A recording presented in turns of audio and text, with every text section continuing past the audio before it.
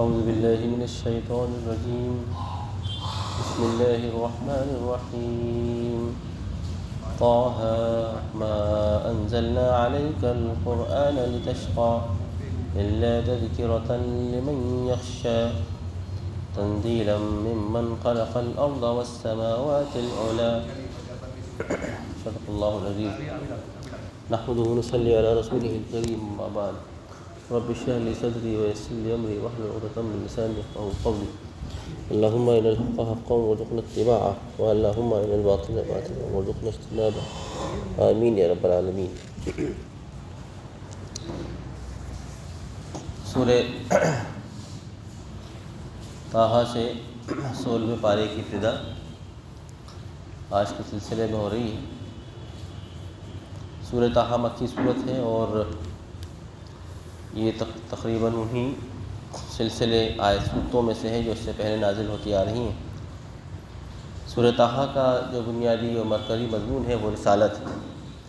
اور اس میں حضرت موسیٰ علیہ السلام کا واقعہ قدر تفصیل سے بیان کیا گیا ہے. ان کی زندگی کی ابتدائی اسکیچز اور ان کی دعوت، اسی کے ساتھ ساتھ بنی اسرائیل کا فرعون کے عذاب سے نجات پا جانا، اور پھر اللہ تعالیٰ کا اپنی فضیلتوں کو ان بنی اسرائیل پر اتمام کر دینا، پورا کر دینا، اور پھر اس کے بعد ان کا بگڑ جانا. یہ ساری باتیں اس صورت میں نصیحتاً اللہ تعالیٰ کی طرف سے ارشاد فرما دی گئیں. گویا کہ اس میں امت مسلمہ کی جو قیام عمل میں آ رہا تھا، اس کی ابتدائی زندگی سے لے کر اس کی انتہائی، اور اس کے ساتھ ساتھ اس کا مستقبل حضرت موسیٰ علیہ السلام کی بنی اسرائیل کی امت کے سلسلے میں بیان فرمایا گیا کہ اگر تم نبی اکرم صلی اللہ علیہ وسلم کی ہدایت اختیار کرنے کے بعد بگڑ جاؤ گے، جیسا کہ بنی اسرائیل بگڑ گئے، تو پھر تمہارے ساتھ بھی وہی معاملہ اور وہی کچھ ہوگا جو اس سے پہلے بنی اسرائیل کے ساتھ ہوا ہے. تو شروع کرتے ہیں اللہ کے نام سے جو بڑا ہی مہربان نہایت رحم کرنے والا ہے. طٰہٰ، یہ حروف مقطعات ہیں. ما انزلنا علیک القرآن لتشقى، ہم نے آپ پر یہ قرآن اس لیے نازل نہیں کیا کہ تاکہ آپ اس سے کے نتیجے میں کوئی تکلیف اٹھائیں، آپ کو کوئی یہ بات اس سے نقصان پہنچے، کوئی گناہ بات گزرے آپ پر. یہ تو نصیحت ہے اور اس شخص کے لیے جو اللہ تعالیٰ سے ڈرتا ہے. یہ نازل کیا گیا ہے اس ذات اقدس کی طرف سے جس نے آسمان اور زمین کو پیدا کیا، بلند یعنی آسمانوں کو اور زمین کو پیدا کیا. الرحمن علی العرش استویٰ، اور رحمان جو یعنی اللہ تعالیٰ کی صفت ہے، بڑی رحمت والا پروردگار اپنے عرش کی طرف مستوی ہوا. اسی کی بادشاہت ہے جو کچھ ہے آسمان و زمین میں، اور جو اس کے درمیان ہے، اور جو کچھ ہے زمین کے تہوں کے اندر، تحت الثری یعنی زمین کے نیچے در نیچے جو کچھ بھی قدرتیں اور جو کچھ بھی اللہ تعالیٰ نے انسانوں کے فوائد پر یعنی فوائد کی چیزیں رکھ دی ہیں، وہ سب اللہ تعالیٰ کی طرف سے. اب آپ اپنے خالق یعنی اللہ تعالیٰ کو تیز آواز میں پکاریے، تو یقیناً وہ تو جانتا ہے ہر چھپی ہوئی بات کو بھی، اور اس سے بھی زیادہ مخفی ترین باتوں کو بھی. یعنی اللہ تعالیٰ سر کو بھی جانتا ہے. سر کا مطلب یہ ہے کہ آدمی جو بغیر آواز کے جو کچھ بات کہتا ہے وہ سر ہے، اور اخفا یہ ہے کہ جو آدمی کے دل میں گزرتا ہے وہ اس سے بھی زیادہ خفی. اللہ لا الہ الا ہو، اللہ ہی ہے کہ نہیں اس کے علاوہ کوئی اور خدا، اسی کے نام ہے بہتر. اور کیا آپ کے پاس موسیٰ کی کچھ خبر اور ان کا کچھ واقعہ کی خبر پہنچی؟ جب انہوں نے اب ایک آگ دیکھی اور اپنے گھر والوں سے کہا کہ ذرا ٹھہرو کہ مجھے دور ایک آگ نظر آتی ہے. یہ آگ حضرت موسیٰ علیہ السلام کو اس وقت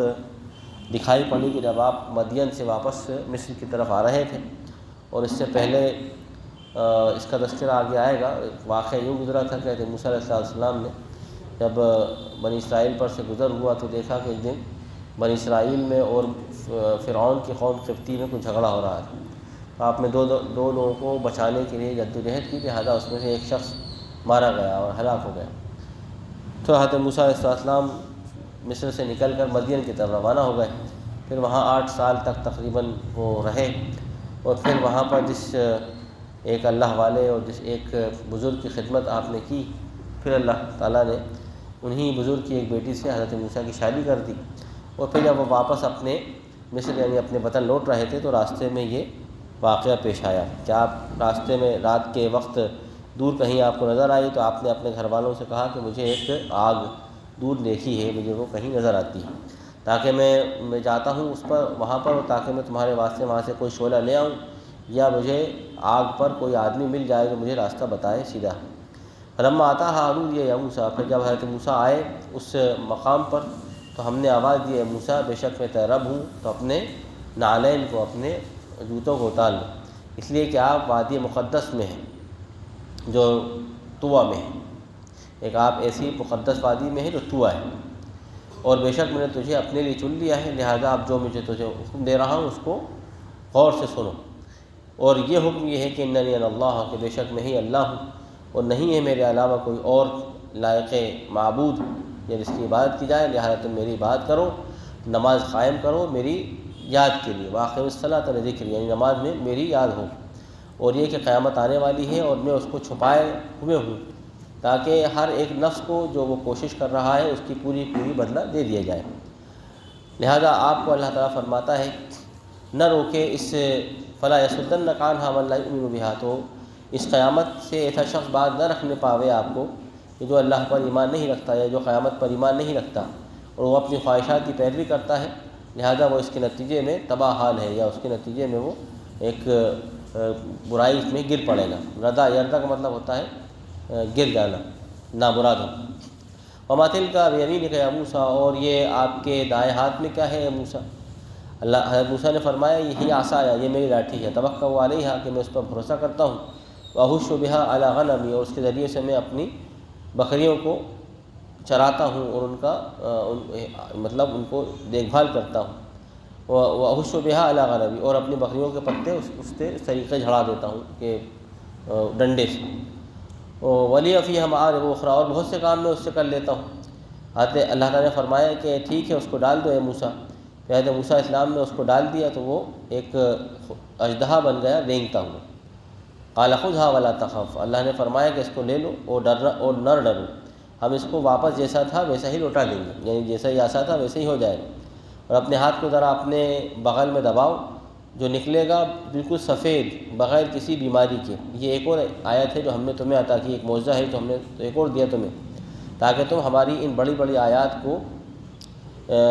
لنوریا کا، تاکہ ہم تمہیں دکھائیں اپنی بڑی بڑی آیات، اور پھر اب ان آیات کو لے کر فرعون کی طرف جاؤ کہ بے شک اس نے دنیا میں سرکشی کر دی ہے، یا وہ دنیا میں سر اٹھا گیا ہے۔ حضرت موسیٰ نے اللہ سے دعا کی کہ رب میرے سینے کو کھول دے اور میرے معاملے میں آسانی پیدا فرما دے، اور میری زبان میں جو ایک دعوت کے حق کو پہنچانے کی جو تھوڑی سی کمزوری ہے اس کو بھی دور فرما دے، تاکہ وہ میری بات سمجھ سکے، اور میرے واسطے میرے گھر والوں میں سے ایک معاون اور مددگار مقرر کر دیجیے، میرے بھائی ہارون کو ہی میرا معاون بنا دیجیے،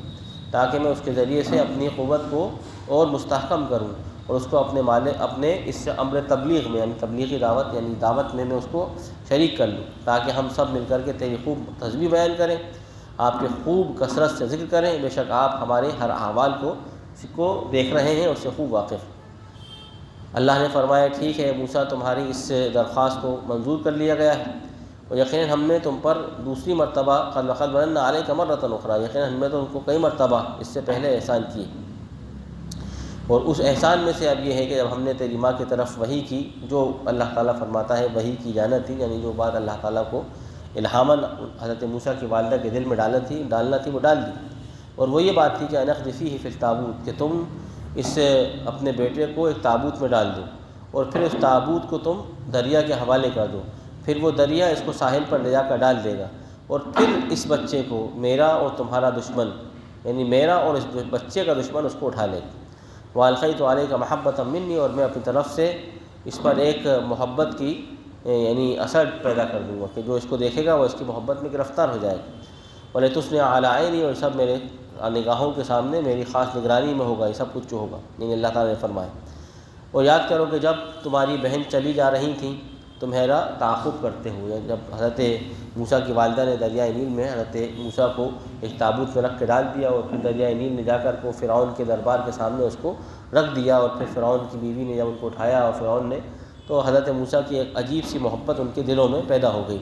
اور وہ باوجود اس کے کہ قتل کرتے وہ اس کو قتل نہ کر سکے۔ اب مسئلہ آیا ہے کہ کس طریقے سے دودھ پلایا جائے، تو چونکہ پیچھے سے بہن تعاقب کرتے آ رہی تھی، دیکھتے کہ آخر کیا ہوتا ہے، تو اس کی طرف اشارہ فرمایا کہ فَتَقُولُ هَلْ أَدُلُّكُمْ عَلَىٰ مَن يَكْفُلُهُ، پھر وہ تمہاری بہن کہنے لگی کہ میں تم کو نہ بتاؤں اس بچے کے مطابق ایسے شخص کی طرف جو اس کی کفالت کرے، یعنی ایسے آدمی کے بارے میں، ایسے گھر والوں کے بارے میں بتاتی ہوں جو اس کی کفالت کر لے گی۔ اور پھر ہم نے اس طریقے سے تمہیں تمہاری ماں کی طرف کو لوٹا دیا تاکہ اس کی نگاہیں ٹھنڈی ہوں اور وہ غم نہ کرے۔ اس طریقے سے اللہ تعالیٰ نے پھر واپس حضرت موسیٰ کی والدہ کو موسیٰ کی طرف لوٹا دیا۔ حضرت موسیٰ علیہ السلام کو مختلف دائیوں کے حوالے کیا گیا، لیکن حضرت موسیٰ نے کسی کا بھی دودھ پینا گوارا نہ کیا اور مستقل روتے رہے۔ لہذا پھر حضرت موسیٰ کی والدہ آئیں اور انہوں نے ان کو گود میں لیا، اور حضرت موسیٰ خاموش ہو گئے اور پھر انہوں نے ان کے دودھ پینا شروع کر دیا۔ لہذا پھر وہ فرعون کی طرف سے ان کی دایا یا ان کی ایک مکفلہ مقرر کر دی گئی کہ بھائی یہ وارڈنر ہے، اب یہ ان کی پرورش کریں گے، اور اللہ تعالیٰ نے اس ترتیب سے واپس حضرت موسیٰ کو ان کی والدہ تک لوٹا دیا، اور اس کی طرف اشارہ کرتے ہوئے فرمایا کہ تاکہ آپ کی نگاہیں ٹھنڈی ہوں، تاکہ تیری ماں کی نگاہیں ٹھنڈی ہوں اور وہ غم نہ کرے۔ اور آپ نے یاد کریے کہ ایک نفس کو قتل کر دیا تھا غلطی سے، فنجیناک من الغم، تو ہم نے آپ کو اس غم اور اس یعنی ایک کوفت سے بھی نجات دی، اور فتناک فتونا، اور ہم نے آپ کو خوب آزمائشوں سے گزارا۔ اب یہ وہ وقت واقعہ ہے کہ جب حضرت موسیٰ علیہ السلام بنی اسرائیل کے پاس آ جایا کرتے تھے، راستے میں دیکھا کہ دو لوگ جھگڑ رہے ہیں، اس میں ایک اسرائیلی ہے اور ایک فرعون کے لشکر کا آدمی ہے، تو اسرائیلی نے حضرت موسیٰ کو آواز دی کہ میری مدد کیجیے، مجھے مار رہا ہے۔ حضرت موسیٰ علیہ السلام اس کی مدد کے لیے گئے، دونوں کو بیچ بچاؤ کر رہے تھے کہ آپ نے دونوں میں سے ایک آدمی کو تھپڑ مارا کہ اس کو دور کریں، اور وہ تھپڑ مارنا تھا کہ وہ اسی وجہ سے مر گیا۔ تو پھر حضرت موسیٰ کو اس میں بڑا غم ہوا، تو اس کی طرف اشارہ فرمایا، فَلَبِثْتَ سِنِينَ فِي أَهْلِ مَدْيَنَ، پھر آپ مصر سے نکل گئے اور اہل مدین کی طرف چلے گئے، پھر وہاں پر آپ نے کئی سال گزارے۔ پھر دیکھو ہم تمہیں موسیٰ اپنے وقت پر جو ہم نے مقرر کیا تھا تمہیں وحی دینے کا، ہم اس وقت پر بالکل ٹھیک اپنے پاس لے آئے۔ وَاصْطَنَعْتُكَ لِنَفْسِي، اور میں نے تجھے اپنے لیے منتخب کیا۔ اذهب أنت وأخوك، لہذا آپ اور آپ کے بھائی جائیے میری ان آیات کو لے کر اور میری اس سے نصیحت میں سستی نہ کیجیے۔ اذهبا إلى فرعون، فرعون کے پاس جاؤ دونوں، اور بے شک وہ بہت زیادہ حد سے آگے بڑھ چکا ہے، اور اس سے دیکھو نرم بات کہنا، شاید کہ وہ نصیحت اختیار کر، شاید کہ وہ نصیحت پکڑ لے، اور شاید کہ وہ اللہ تعالیٰ کے معاملے میں خوف کھائے۔ ان دونوں نے کہا کہ اے رب ہمیں ڈر ہے کہ کہیں وہ ہم پر یعنی افراط و تفریط نہ کرے، ہم پر کوئی ظلم نہ کر بیٹھے یا سرکشی نہ کر دے۔ اللہ نے فرمایا کہ تم دونوں ڈرو نہیں، کہ بے شک میں تمہارے ساتھ ہوں، اور میں سنوں گا وہ جو تم کہو گے، اور میں دیکھتا رہوں گا، تمہاری نگہداشت کرتا رہوں گا۔ لہذا وہ دونوں فرعون کے پاس آئے، ان دونوں نے فرعون سے کہا کہ بے شک ہم تیرے رب کی طرف سے تیری ہدایت کے لیے رسول بنا کر بھیجے گئے، لہذا تو ہمارے ساتھ بنی اسرائیل کو آزاد کر دے اور ان کو عذاب نہ دے، بے شک ہم تیرے رب کی طرف سے تیرے پاس کھلے ہوئے معجزے بھی لے کر آئے۔ والسلام علی من اتبع الہدی، اور سلامتی ہے اس شخص پر جو ہدایت کی پیروی کر لے، اور بے شک ہم پر وحی کی گئی ہے کہ بے شک عذاب اس شخص کو ہوگا جو جھٹلا دے گا اور منہ پھیر لے گا۔ فرعون نے کہا کہ تمہارا اے موسیٰ اور ہارون تم دونوں کا رب کون ہے؟ یہ تجھ کی تم بات کرنے لگے، کہاں ہے تمہارا رب؟ موسیٰ نے فرمایا کہ ہمارا رب وہ ہے کہ جس نے ہر چیز کو تخلیق سے نوازا اور پھر اس کو ہدایت سے بھی نوازا۔ یہ اللہ تعالیٰ کی ذات اقدس یہ ہے کہ اس نے تخلیق بھی فرمایا، اور تخلیق کرنے کے بعد یوں ہی بالکل بہرا رو کی طرح چھوڑ نہیں دیا، بلکہ اللہ تعالیٰ نے ہدایت کا سامان بھی فرمایا اور اس کے لیے انبیاء کا سلسلہ نازل کیا۔ قال فما بال القرون الاولیٰ، فرعون نے کہا کہ پھر پرانے لوگوں کا کیا حال ہوگا، ان کا کیا ہوا؟ تو حضرت موسیٰ نے فرمایا ان کا معاملہ، ان کا علم میرے رب کے پاس ہے ایک کتاب میں، کہ میرا رب نہ تو گمراہ ہوتا ہے اور نہ ہی وہ بھولتا ہے، نہ تو وہ غلطی کرتا ہے اور نہ ہی وہ بھولتا ہے۔ اللہ وہی ہے جس نے تمہارے واسطے زمین کو ایک فرش بنا دیا اور تمہارے واسطے اس میں مختلف راستے اور زمین کے مختلف طرحیں ڈال دی، اور آسمان سے اس نے اتارا پانی تمہارے واسطے، اور اس نے نکالا اس پانی کے ذریعے سے مختلف قسم کے نباتات، اور من نبات شتیٰ، الگ الگ قسم کی۔ کلوا ورعوا انعامکم، لہذا آپ اس میں سے کھاؤ اور اپنے چوپایوں کو بھی اس میں سے کھلاؤ، ان میں اپنے چوپاؤں کو بھی چراؤ۔ بے شک اس میں نشانیاں ہیں ہر اس شخص کے لیے جو انتہائی اللہ تعالیٰ فرماتا ہے عقل مند ہو، اور قدرت الہیہ کو غور کرنے کے بعد وہ اس نتیجے تک پہنچے کہ اللہ نے ہی سب چیزوں کو پیدا فرمایا۔ دیکھو ہم نے اسی زمین سے تم کو پیدا کیا اور اسی میں ہم تم کو لوٹا دیں گے، اور ہم اسی میں سے تم کو دوبارہ سے نکال کر کھڑا کر دیں گے۔ وَلَقَدْ أَرَيْنَاهُ آيَاتِنَا كُلَّهَا، قرآن فرماتا ہے کہ ہم نے فرعون کو ہدایت کے لیے بڑی بڑی ساری نشانیاں دکھا دیں، لیکن اس نے اس کے باوجود جھٹلایا اور انکار کیا، اور وہ کہنے لگا موسیٰ سے کہ تم ہمارے پاس اس لیے آئے ہو تاکہ تم اپنی اس جادو کے ذریعے سے موسیٰ ہمیں ہمارے گھروں سے ہماری بستیوں سے نکال دو۔ فَلَنَأْتِيَنَّكَ بِسِحْرٍ مِثْلِهِ، یاد رکھنا کہ ہم تمہارے مقابلے کے لیے تمہارے ہی زور کے جادو کے ساتھ تمہارا مقابلے کے لیے آئیں گے، لہذا ہمارے اور تمہارے درمیان ایک وعدہ مقرر کر لو، اور ہم میں سے کوئی اس وعدے کی خلاف ورزی نہ کرے، نہ تو ہم کریں اور نہ ہی تم کرو، اور سب مل کر کے ایک ہموار میدان میں مقابلہ کرتے ہیں۔ موسیٰ نے فرمایا کہ ٹھیک ہے، وعدے کا دن اور مقابلے کا دن زینت کا دن ہوگا، یعنی اس دن لوگ خوشیاں مناتے ہیں۔ کوئی خاص دن جو مصر میں ہوتا ہوگا اس میں لوگ باقاعدہ چھٹی پہ خوشیاں مناتے ہوں گے، اس دن یہ معرکہ اور مقابلہ ٹھہرا، اور یہ کہ تمام انسانوں کو دن چڑھے جمع کر لیا جائے۔ پھر فرعون نے اس یہ کہہ کر اپنا اعراض کیا، اور اس نے اپنی تمام تدبیروں کو جمع کیا، اور پھر وہ آیا مقابلے کے لیے موسیٰ سے۔ حضرت موسیٰ علیہ السلام نے ان کو کہا، قال لہ موسیٰ، موسیٰ علیہ السلام نے ان جادوگروں سے جو حضرت موسیٰ کے مقابلے کے لیے تھے ان سے کہا، اے لوگوں تمہاری تباہی ہو، تم اللہ تعالیٰ کی طرف جھوٹی باتیں نہ کہو، اگر تم ایسا کرو گے تو کہیں تمہیں عذاب نہ پکڑ لے، اور یقیناً ہر وہ شخص جو اللہ کی طرف جھوٹ بولے وہ نامراد ہوا۔ آخر میں جب حضرت موسیٰ علیہ السلام نے ان جادوگروں سے عین وقت پر مبارزت سے پہلے جب یہ بات کہا تو تھوڑی دیر کے لیے وہ ٹھٹک سے گئے، غور فکر کرنے لگے۔ قرآن فرماتا ہے تو پھر وہ آپس میں ایک دوسرے کا ان کا معاملہ ایک دوسرے سے مختلف ہو گیا، یعنی وہ آپس میں متنازع ہو گئے، جھگڑنے لگے، اور پھر خاموشی سے انہوں نے اس معاملے میں جو ہے گفتگو کی کیا کرنا ہے۔ جب یہ دیکھا فرعون نے کہ یہ جادوگر تو تھوڑی دیر کے لیے پیچھے ہٹنے لگے ہیں اور ان میں خود ہی اختلاف پیدا ہو گیا ہے، تو ان لوگوں نے یعنی فرعون اور اس کے وزراء نے کہنا شروع کیا کہ یہ دونوں یعنی موسیٰ اور ان کا بھائی ہارون، یہ دونوں جادوگر ہیں، یہ چاہتے ہیں کہ تم کو تمہاری زمین سے اپنے جادو کے زور سے نکال دیں، یا وہ تمہارے پرانے اور تمہارے آباء و اجداد کے طریقے کو یہ ختم کرنا چاہتے ہیں، جو ایک مثالی اور ایک انتہائی اعلیٰ طریقہ ہے۔ لہذا تم ان کے مقابلے کے لیے اپنی تمام تدبیر کا انتظام کرو، اور پھر صف بن کر ان کا مقابلے کے لیے تیار ہو جاؤ، آ جاؤ، اور آج دیکھو وہی کامیاب ہوگا جو غالب ہوگا، بس وہی کامیاب ہوگا۔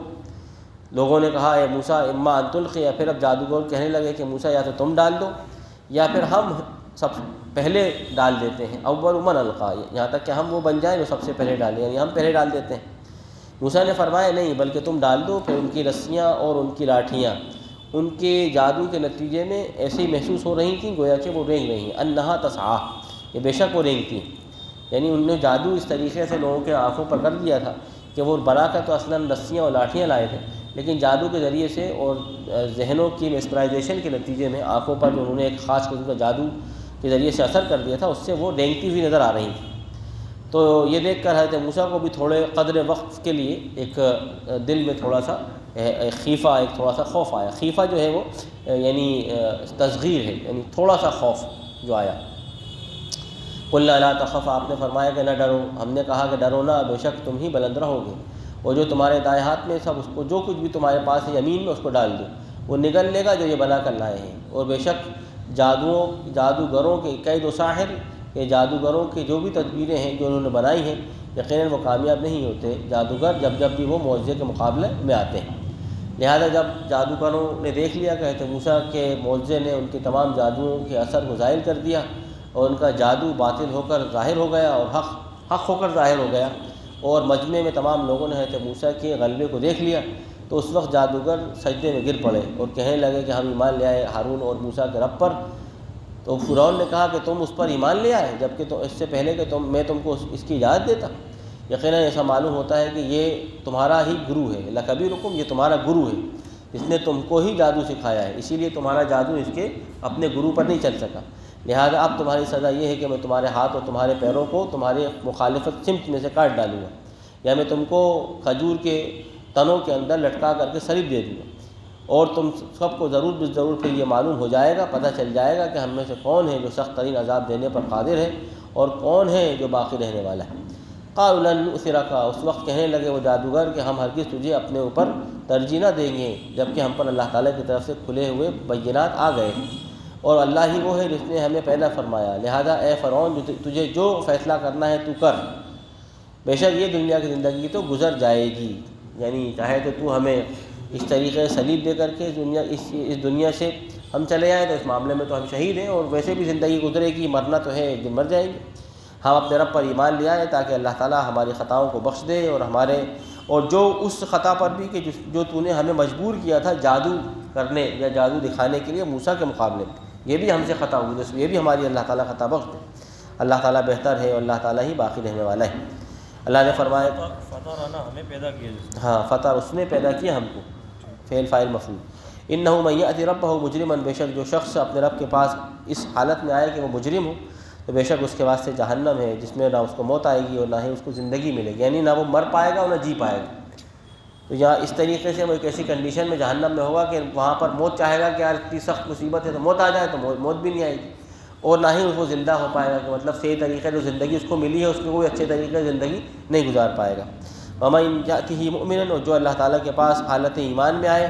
اور نیک عمل بھی اس کے ایمان میں ہو تو بے شک وہی لوگ ہیں جن کے واسطے اللہ تعالیٰ کے ہاں اونچے درجے ہیں۔ ایسے باغات عدن ہیں، ایسے شاندار قسم کے باغات ہیں کہ جن کے نیچے سے نہریں بہتی ہیں، جس میں وہ ہمیشہ ہمیشہ رہیں گے، اور یہ بدلہ ہے ہر اس شخص کا جو اللہ تعالیٰ فرماتا ہے تزکا، اپنے نفس کو پاک کر لے اللہ تعالیٰ کی تمام ہی آلائشوں سے، بتوں کی آلائشوں سے اور اس طریقے سے غیر اللہ کی تمام قسم کی آلائشوں سے، اور اللہ تعالیٰ کے اس دین کے علاوہ تمام دین کی آلائشوں سے تزکیہ اختیار کر لیں۔ اور ہم نے وحی کی موسیٰ کی طرف کہ تم اپنے بندوں کو لے کر رات میں نکل پڑو، اور پھر موسیٰ نے مارا ان کے یعنی اپنے بنی اسرائیل قوم کے لیے ایک راستہ سمندر میں، یعنی آپ نے اس عصے کو سمندر پر مارا تو وہ ایک بالکل خشک راستہ وہاں پر بن گیا۔ فی البحر یبسا فاضرب لہم، تو آپ ماریے ان پر ایک فاضرب لہم کہ آپ ان کے واسطے ماریے سمندر میں یہ عصے کو، تو وہاں پر اللہ تعالیٰ ایک خشک راستہ بنا دے گا۔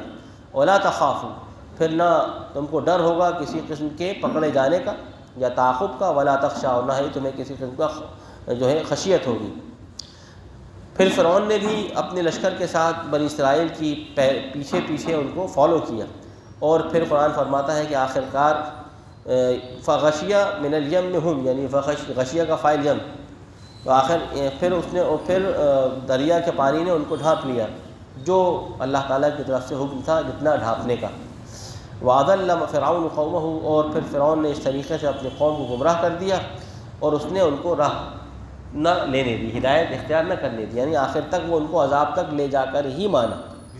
یعنی اس نے ایسا پورا فتنہ بنایا کہ کوئی سمجھ ہی نہیں پایا کہ یار حق کیا ہے۔ جیسے کہ آج دیکھیں نا آپ کے اسرائیل جو ہے وہ پوری انسانیت کو ایک ایسے فتنے میں ڈالے ہوا ہے کہ کسی کے کچھ سمجھ میں نہیں آ رہا کہ ہو کیا رہا، بس وہ اس کے پیچھے چلے جا رہے ہیں اور وہ سب کو جو ہے ایک کھڈ میں گرایا جا رہا ہے۔ تو یہ بالکل قرآن مجید فرماتا ہے، اے بنی اسرائیل دیکھو ہم نے تم کو تمہارے دشمن سے نجات دے دی، اور ہم نے تم سے وعدہ کیا تھا طور کے ایک طرف یا ایک طور کے داہنی جانب، پھر ہم نے تم پر من و سلوہ نازل فرمایا تو تم کھاؤ پاکیزہ رزق جو ہم نے تم کو عطا فرمایا، اور اس زمین میں سرکشی نہ کرو، اگر تم ایسا کرو گے تو تم پر میرا غصہ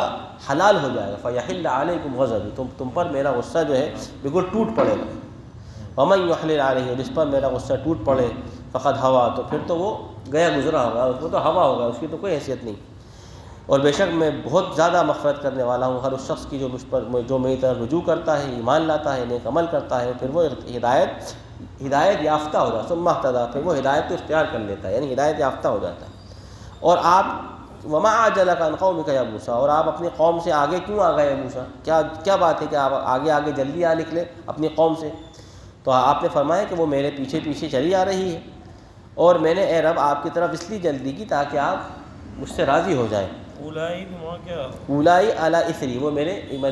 پیروں کے قدم پر پیچھے پیچھے چلی آ رہی ہے۔ اولائی کیا یہ بھی کیا اس میں اشارہ ہے کیا؟ ہاں اولائی کا اس میں اشارہ ہے،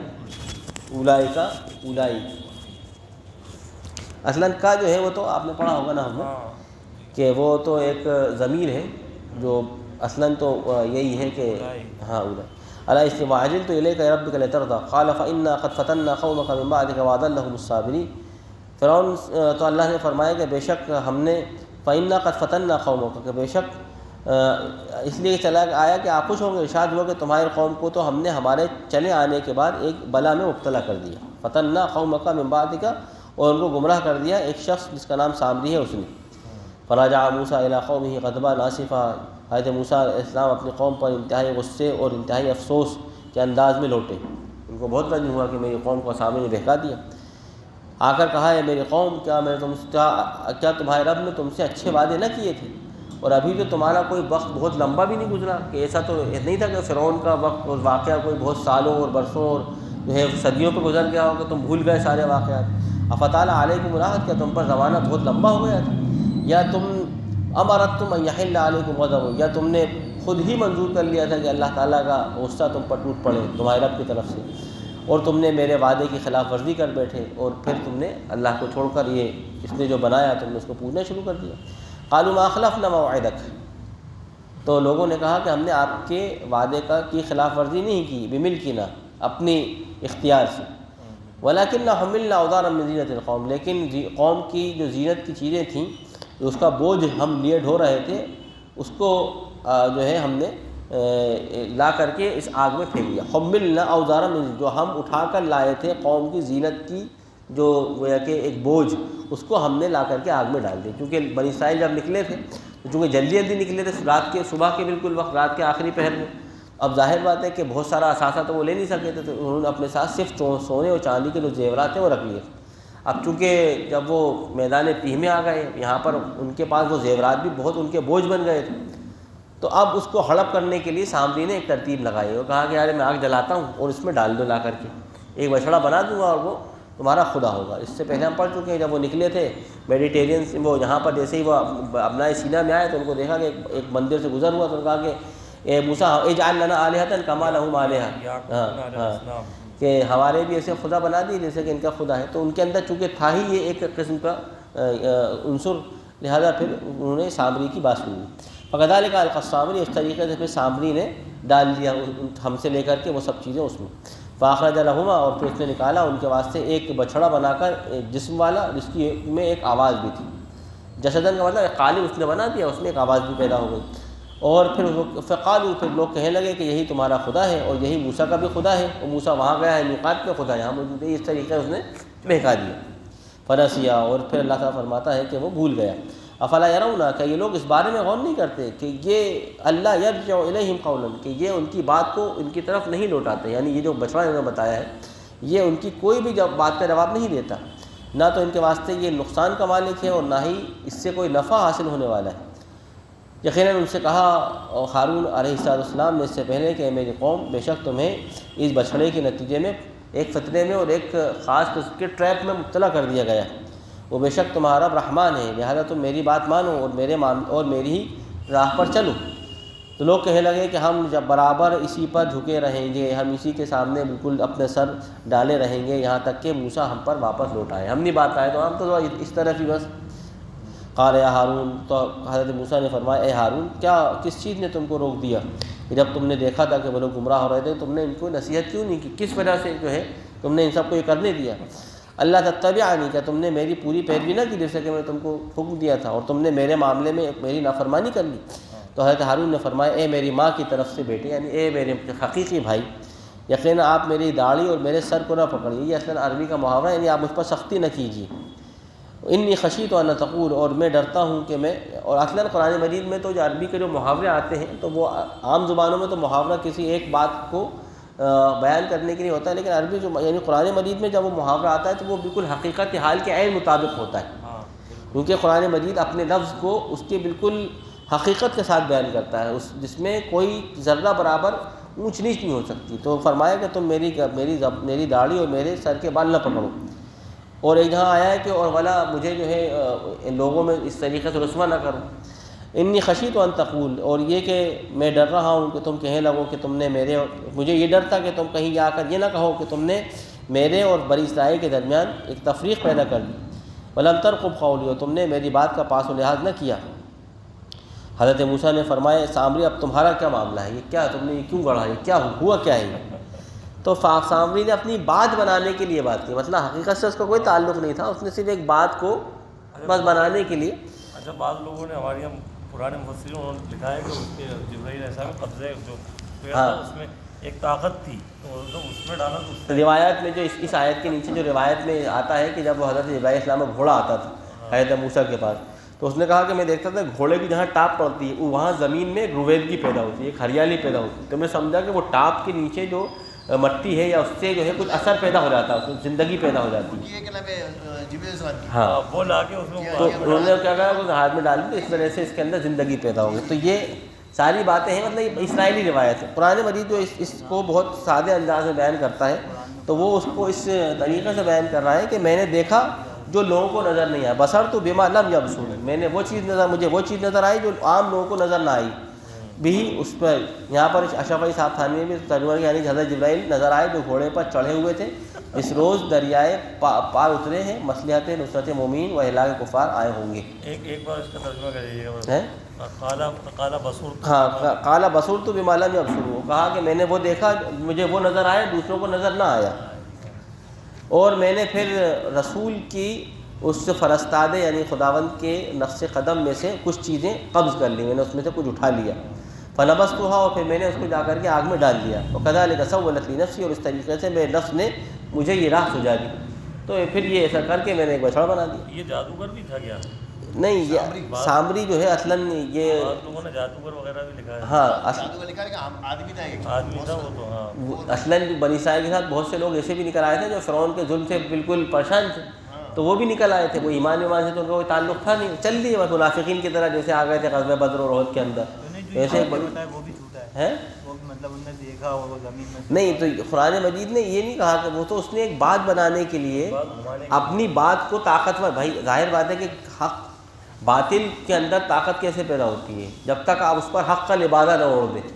یعنی ایک پاکھنڈی جب وہ لوگوں کو بیوقوف بناتا ہے تو وہ کیسے کپڑے پہنتا ہے؟ دین کے، اچھی ٹوپی لگاتا ہے، بہترین مشت لگاتا ہے، شاندار زرق و برق ہوتا ہے، وہ ساری باتیں وہ کفریہ کرتا ہے دین کے طریقے سے، میں تو قرآن سے بات کرتا ہوں، میں تو دین سے بات کرتا ہوں، تو اس نے اس لبادے میں اس بچھڑے کو بنایا، لوگوں کے سامنے پوری تقریر کی تاکہ لوگوں کو یقین آ جائے کہ واقعی یہی جو ہے خدا ہے۔ مطلب اگر وہ ڈائریکٹ کوئی بت بنا دیتا تو ہو سکتا ہے کہ اس میں کچھ ایسے بھی بنی اسرائیلی ہوں گے جو اس پر یقین نہ رکھتے، اس لیے اس طریقے سے اس نے اپنے پورے ڈھونگ نچانے کے لیے ساری باتیں گڑھی۔ قال فاذهب، تو اس لیے قرآن نے فرمایا کذالک سولت لی نفسی، یعنی اس کی حقیقت کچھ نہیں تھی، یہ تو میرے دل میں آ گئی بات، یہ جو میرے دل نے میں نے بنا کر کے سب ماجرا لوگوں کے سامنے رکھ دیا۔ قال فاذهب، حضرت موسیٰ نے فرمایا ٹھیک ہے نکل جا، بے شک آج کے بعد تیری زندگی میں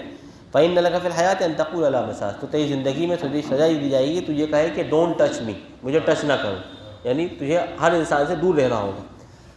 مس یمسو سے لا مساس، وإن لك موعدا وإن لك موعدا لن تخلفه، اور بے شک تیرے واسطے اللہ تعالیٰ کا ایک وعدہ ہے جو اس کا بھی ٹالے نہ ٹلے گا، اور اب تیرے خدا کا دیکھ ہم کیا حشر کر دیتے ہیں جس پر تو مستقل بالکل اعتکاف کیے ہوا تھا، جس پر تو مستقل جھکا ہوا تھا، لنحرقنہ، ہم اس کو جلا کر ہم اس کو جلا ڈالیں گے، اور ہم اس کو پھر دریا میں بہا دیں گے جیسا اس کی راکھ بکھیر کر، یعنی ہم اس کو پورے طور بکھیر کر زمین دریا میں بہا دیں گے۔ انما الہکم اللہ الذی لا الہ الا ہو، کہ یہی بے شک تمہارا الہ صرف اللہ کی ذات ہے کہ نہیں اس کے علاوہ کوئی معبود، اور وہ ہر چیز کے علم پر یعنی وسیع کل شیء علما، اس کا علم ہر چیز پر وسیع اور احاطہ کیے ہوئے۔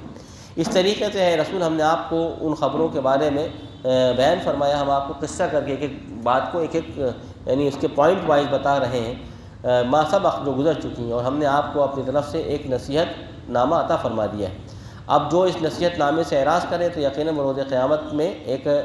ایک عذاب کا بوجھ لے کر آئے گا، اور اس کے نتیجے میں وہ اس میں ہمیشہ ہمیشہ رہے گا، اور ان کے واسطے روز قیامت وساء لهم یوم القیامت حملا، اور بہت برا بوجھ ہے جو یہ روز قیامت ڈھوئیں گی، جس دن کے سور پھونک دیا جائے گا اور تمام مجرموں کو جمع کیا جائے گا، اس دن بالکل کہ ان کی نگاہیں خیرہ ہو چکی ہوں گی، زرقا، ان کی نگاہیں یعنی اصلاً نیلی پڑ گئی ہوں گی، یا زرقا خیرہ ہو گئی ہوں گی، یتخافتون بینہم، اور وہ آپس میں ایک دوسرے سے پھسپھسی اور اشاروں اور پھسپھساہٹ سے باتیں کر رہے ہوں گے، کہ دیکھو ان لبثتم الا عشرا، کہ دیکھو تم دنیا میں کتنے دن رہے، 10 دن کی زندگی کے لیے تم نے اپنی ہمیشہ کی زندگی کو تباہ کر لیا۔ ہم خوب جانتے ہیں جو وہ کہہ رہے ہوں گے، جب ان میں سے زیادہ اور بہتر بات کرنے والا، امثلہم کا مطلب یہ ہے کہ جو سب سے بہتر بات کہتا ہے، ان میں سے سب سے زیادہ اپنے زمانے میں صاحب الرائے ہوگا، ان میں سے پھر وہ کہے گا ان لبثتم الا یوما، کہ نہیں تم تو صرف ایک دن ہی ٹھہرے ہو، یعنی گفتگو چل رہے کہتے ہیں کوئی 5 کے 10، کوئی 10 15، کوئی 20، تو جو ان کے ہاں دنیا میں بھی صاحب الرائے تھا جس کی لوگ بات مانا کرتے تھے، اس کو قرآن نے کہتا ہے امثلہم طریقۃ، ان میں سے سب سے زیادہ راستے کے اعتبار سے درست آدمی یہ کہے گا کہ نہیں تم تو ایک ہی دن ٹھہرے ہو دنیا میں، اور یہ آپ سے پہاڑوں کے بارے میں سوال کرتے ہیں تو فرما کہ یار یعنی مشرکین یہ کہا کرتے تھے کہ اچھا قیامت میں یہ پہاڑ اتنے اونچے اونچے، یہ احد کا پہاڑ، یہ بدر کا پہاڑ، یہ پوری گھاٹیاں، یہ سب ختم ہو جائیں گے، تو یہ اس طریقے سے مشرکین آپ سے سوال کرتے تھے کہ یسألونک عن الجبال، یہ پہاڑوں کے بارے میں سوال کرتے ہیں، تو کہہ دی ینسفھها ربی نسفا، کہ اللہ تعالیٰ روز قیامت اس کو بالکل اڑا کر رکھ دے گا، ریزہ ریزہ دھواں بنا، فیذرھا قاعا صفصفا، اور پھر زمین کو کر دے گا اللہ تعالیٰ بالکل ایک چٹیل میدان، قاعا، قاعۃ کہتے ہیں اصلاً حال کو، قاعًا صفصفا، بالکل برابر اللہ تعالیٰ ہاں پورا جو ہے میدان کر دے. لا تری فیہا عوجا ولا امتا، اور نہ تو آپ نظر آئے گا اس میں کوئی ٹیڑھ اور نہ ہی اس کے اندر کوئی بلندی. اس دن ایک پکارنے والے کی پکار پر یہ سارے چل پڑیں گے. امت کا ترجمہ کیا ہے؟ عوجا ولا امتا. امتا مطلب کوئی بھی بلندی، بلندی جو ہے بلند کوئی چیز، پہاڑ وہاں کوئی چیز آپ کو نظر نہیں آئے گی. اس دن اللہ تعالیٰ فرماتا ہے ایک پکارنے والے کی، یعنی اس دن اس خاص پکارنے والے کی پکار پر یہ لوگ پیچھے پیچھے چل پڑیں گے. یعنی جس وقت فرشتہ پکارے گا چلو اب محشر میں جمع ہونا ہے، اس داعی کو اللہ نے فرمایا کہ وہ داعی ہوگا جس کے پیچھے اب یہ اتباع کریں گے. لا عوج لہ، کہ اللہ تعالیٰ فرماتا ہے کہ اس میں کوئی ٹیڑھ نہ ہوگی. وخشعت الاصوات، اس دن اللہ تعالیٰ کے لیے تمام آوازیں جو ہے پست ہو جائیں گی، اور تم نہیں سنو گے کسی کی آواز سوائے پھسپھساہٹ کے. ہم کہتے ہیں پھسپھسانے، وسپرنگ، ہاں دھیرے دھیرے وسپرنگ. یوم لا تنفع الشفاعۃ، اس دن کسی کی شفاعت کام نہ دے گی، الا مگر برد اس کے کہ اس کو خود اللہ تعالیٰ کی طرف سے اجازت مرحمت ہو، اور وہ اللہ تعالیٰ سے وہ بات کہے جس سے خود اللہ بھی راضی ہے. ورضی لہ قولا، اللہ تعالیٰ اس کے قول سے راضی بھی ہو. یعنی اللہ تعالیٰ اگر کسی کو سفارش کرنے کا حکم بھی دے گا تو ایسا نہیں کہ وہ سفارش اٹھ کر کسی کے بارے میں سفارش کرنے رہے گا، وہ اسی کے حق میں سفارش کرے گا، اتنی ہی سفارش کرے گا جو اللہ تعالیٰ کے یہاں قابل قبول ہو. تو یہ بات اللہ تعالیٰ نے اس لیے ارشاد فرما دی. یعلم ما بین ایدیہم، کہ اللہ تعالیٰ تو ان کے آگے کے احوال سے بھی واقف ہے، ان کے پیچھے کے احوال سے بھی واقف ہے، اور وہ احاطہ نہیں کر سکتے اللہ تعالیٰ کے علم میں سے کسی چیز کا بھی. اور اس دن تمام چہرے اللہ تعالیٰ جو حی قیوم ہے اس کے سامنے جھک گئے ہوں گے. اور یقیناً نامراد ہوا وہ شخص جس نے جو بھی اٹھا کر لایا ظلم، یعنی اللہ کی نافرمانی، اللہ کے ساتھ شرک جو بھی کر کے آیا وہ اس دن تو نامراد ہو گیا. اور جس نے نیک عمل کیے اور وہ مومن ہے تو یقیناً نہ تو وہ ڈرے گا کسی قسم کے ظلم سے، اور نہ ہی کسی بھی قسم کی زیادتی سے اور حزب اور کمی سے. وَكَذَلِكَ أَنزَلْنَاهُ قُرْآنًا عَرَبِيًّا، اس طریقے سے ہم نے اس قرآن کو عربی زبان میں نازل فرمایا، اور ہم نے اس قرآن مجید میں یعنی ڈرانے کی اور سمجھانے کی بے شمار جو ہے آیات کو تصریح وصرفنا فیہ من الوعید، وعید کو ہم نے الگ الگ طریقے سے پھیر دیا تاکہ وہ لوگ تقوی اختیار کریں. اور یحدث لهم ذکرا، یہ قرآن کسی قدر ان کو اپنی نصیحت سے واقف کرا دے، یعنی قرآن مجید ان کے سامنے اس ذکر کو واضح کر کے بیان کر. اللہ تعالیٰ جو بادشاہ حقیقی ہے اس کی ذات بلند ہے، لہذا اے محمد صلی اللہ علیہ وسلم آپ قرآن مجید کے بارے میں جلدی نہ کیجیے اس سے پہلے کہ اس کی وحی آپ پر پوری نہ ہو جائے. پہلے جب وحی کا نزول ہوتا تھا تو آپ فوراً جو ہے اس وحی کو پوری ہونے سے پہلے یاد کرنے لگتے تھے، اس کو جو ہے پڑھنے لگتے تھے. تو اس پر اللہ تعالیٰ کی طرف سے ارشاد فرمایا کہ جب تک پوری وحی اتر نہ جائے تب تک آپ اس کو جلدی نہ کیجیے کہ جلدی میں اس کو دہرا لوں.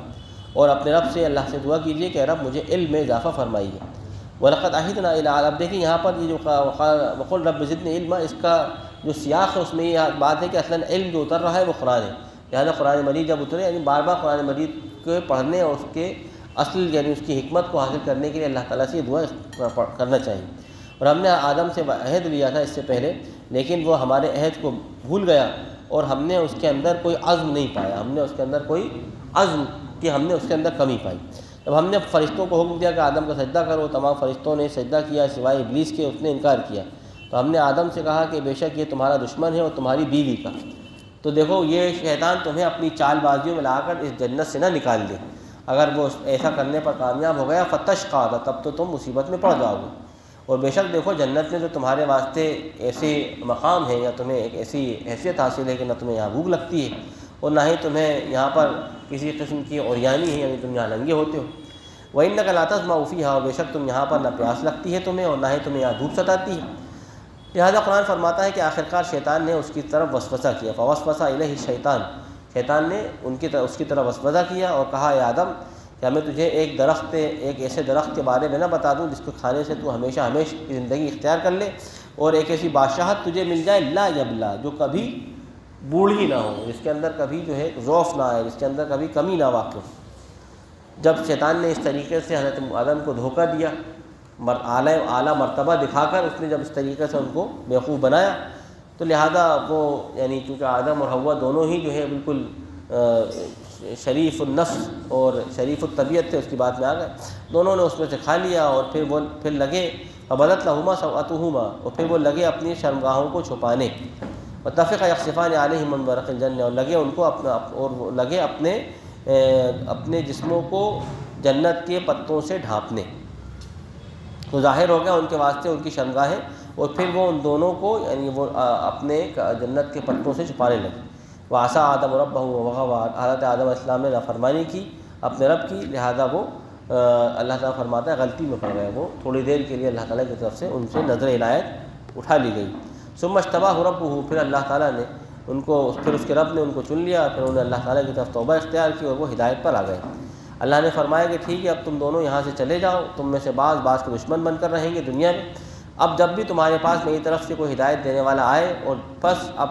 جو ہدایت دینے والے کی اتباع کرے گا تو وہ نہ گمراہ ہوگا اور نہ ہی وہ شقاوت اختیار کرے گا, نہ ہی بدبخت ٹھہرے گا. اور جس نے میری نصیحت سے اعراض کیا تو یقیناً اس کے واسطے دنیا میں تنگی, یعنی اس کا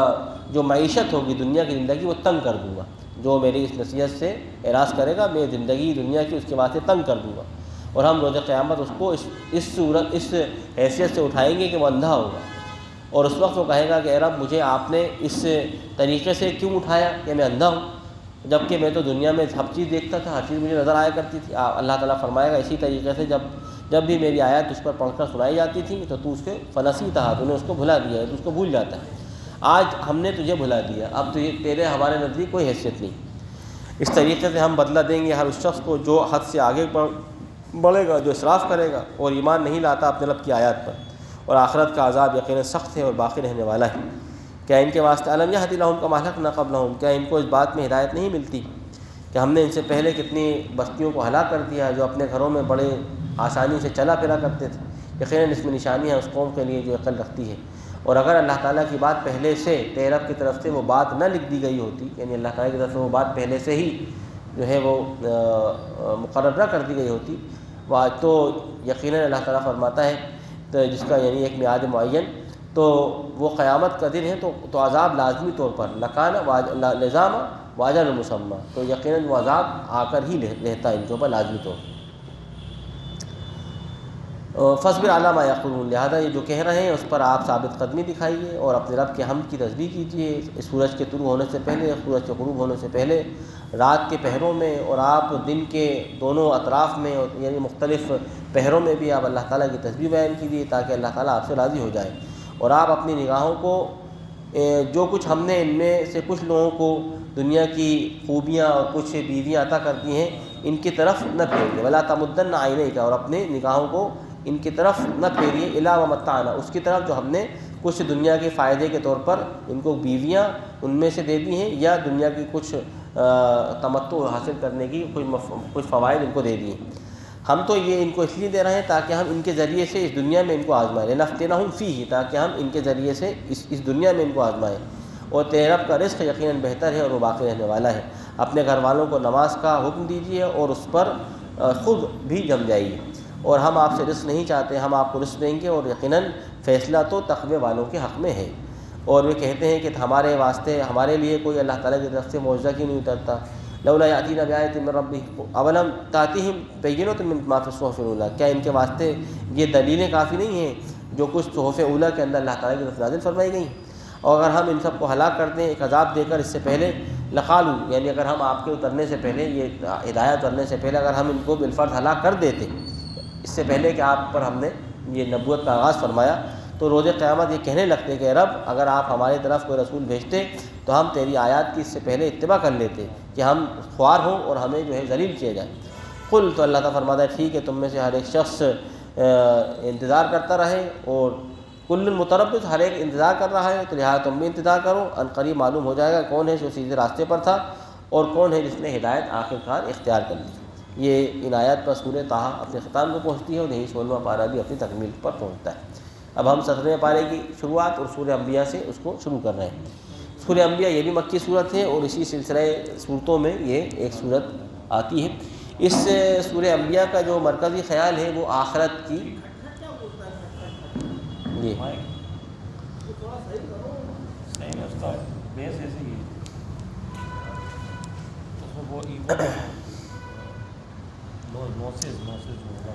ہاں نوائز آ رہا ہے اس میں تو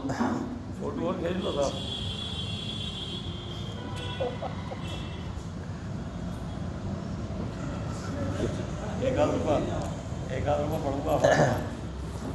بسم اللہ الرحمن الرحیم.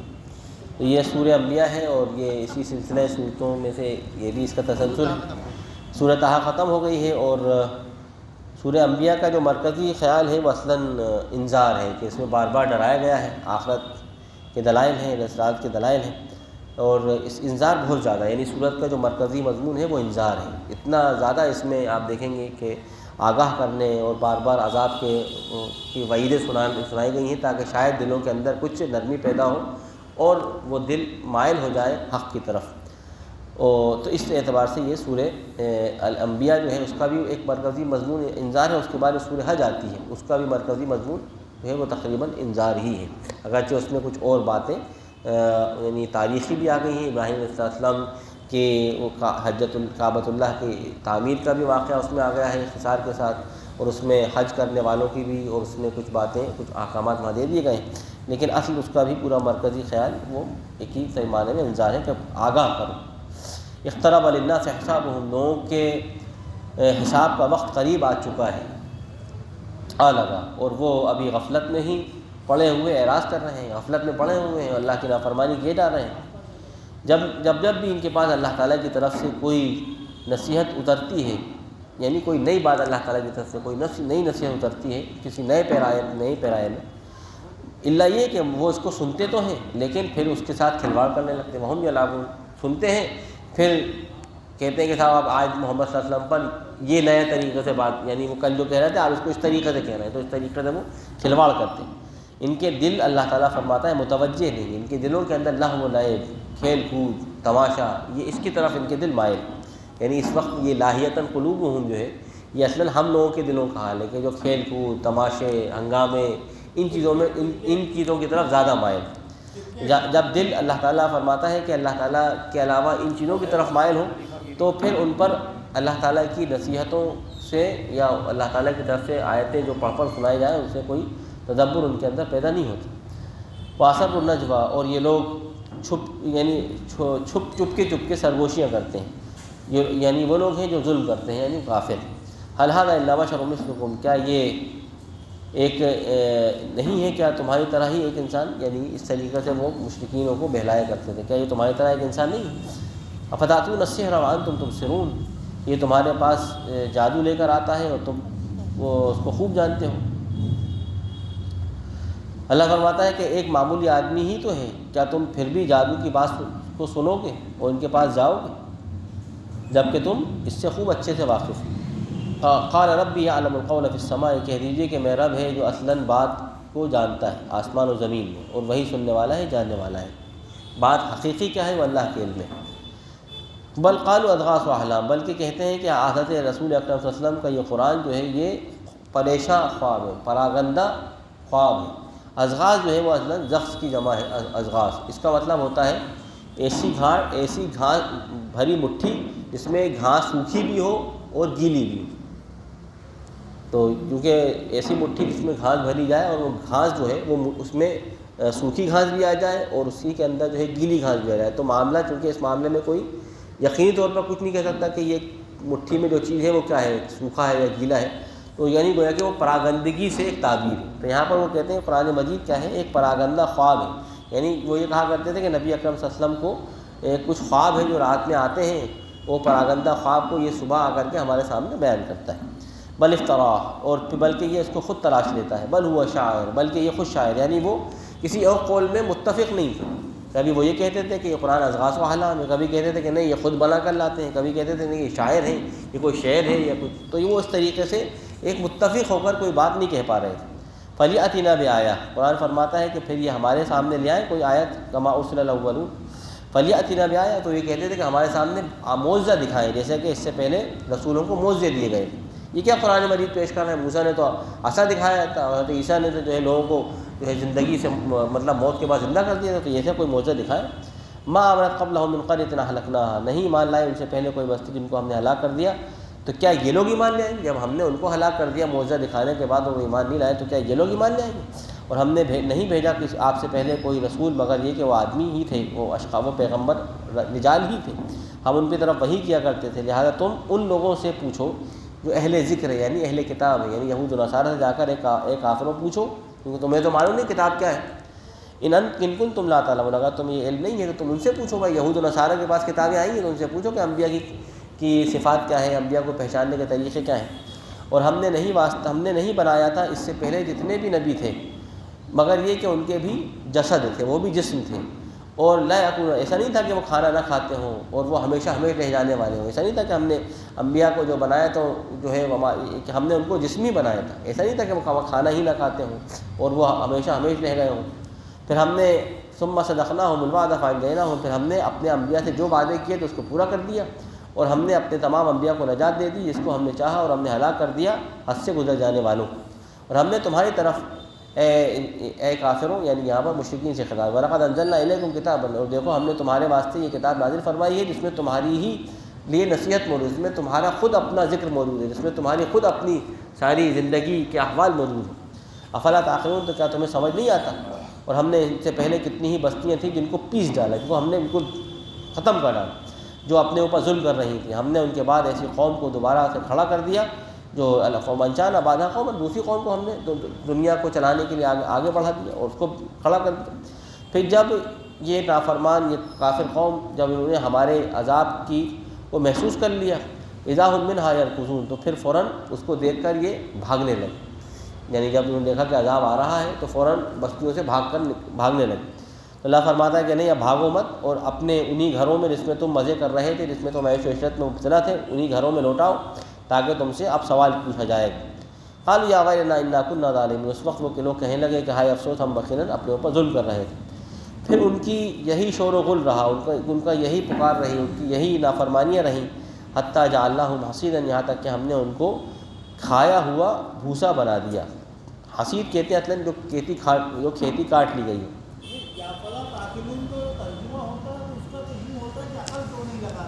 کیوں سمجھتے کیوں نہیں؟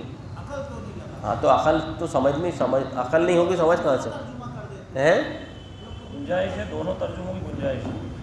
دوسرا کیا ترجمہ کر دیتے ہیں؟ کیا تم سمجھتے نہیں ہو؟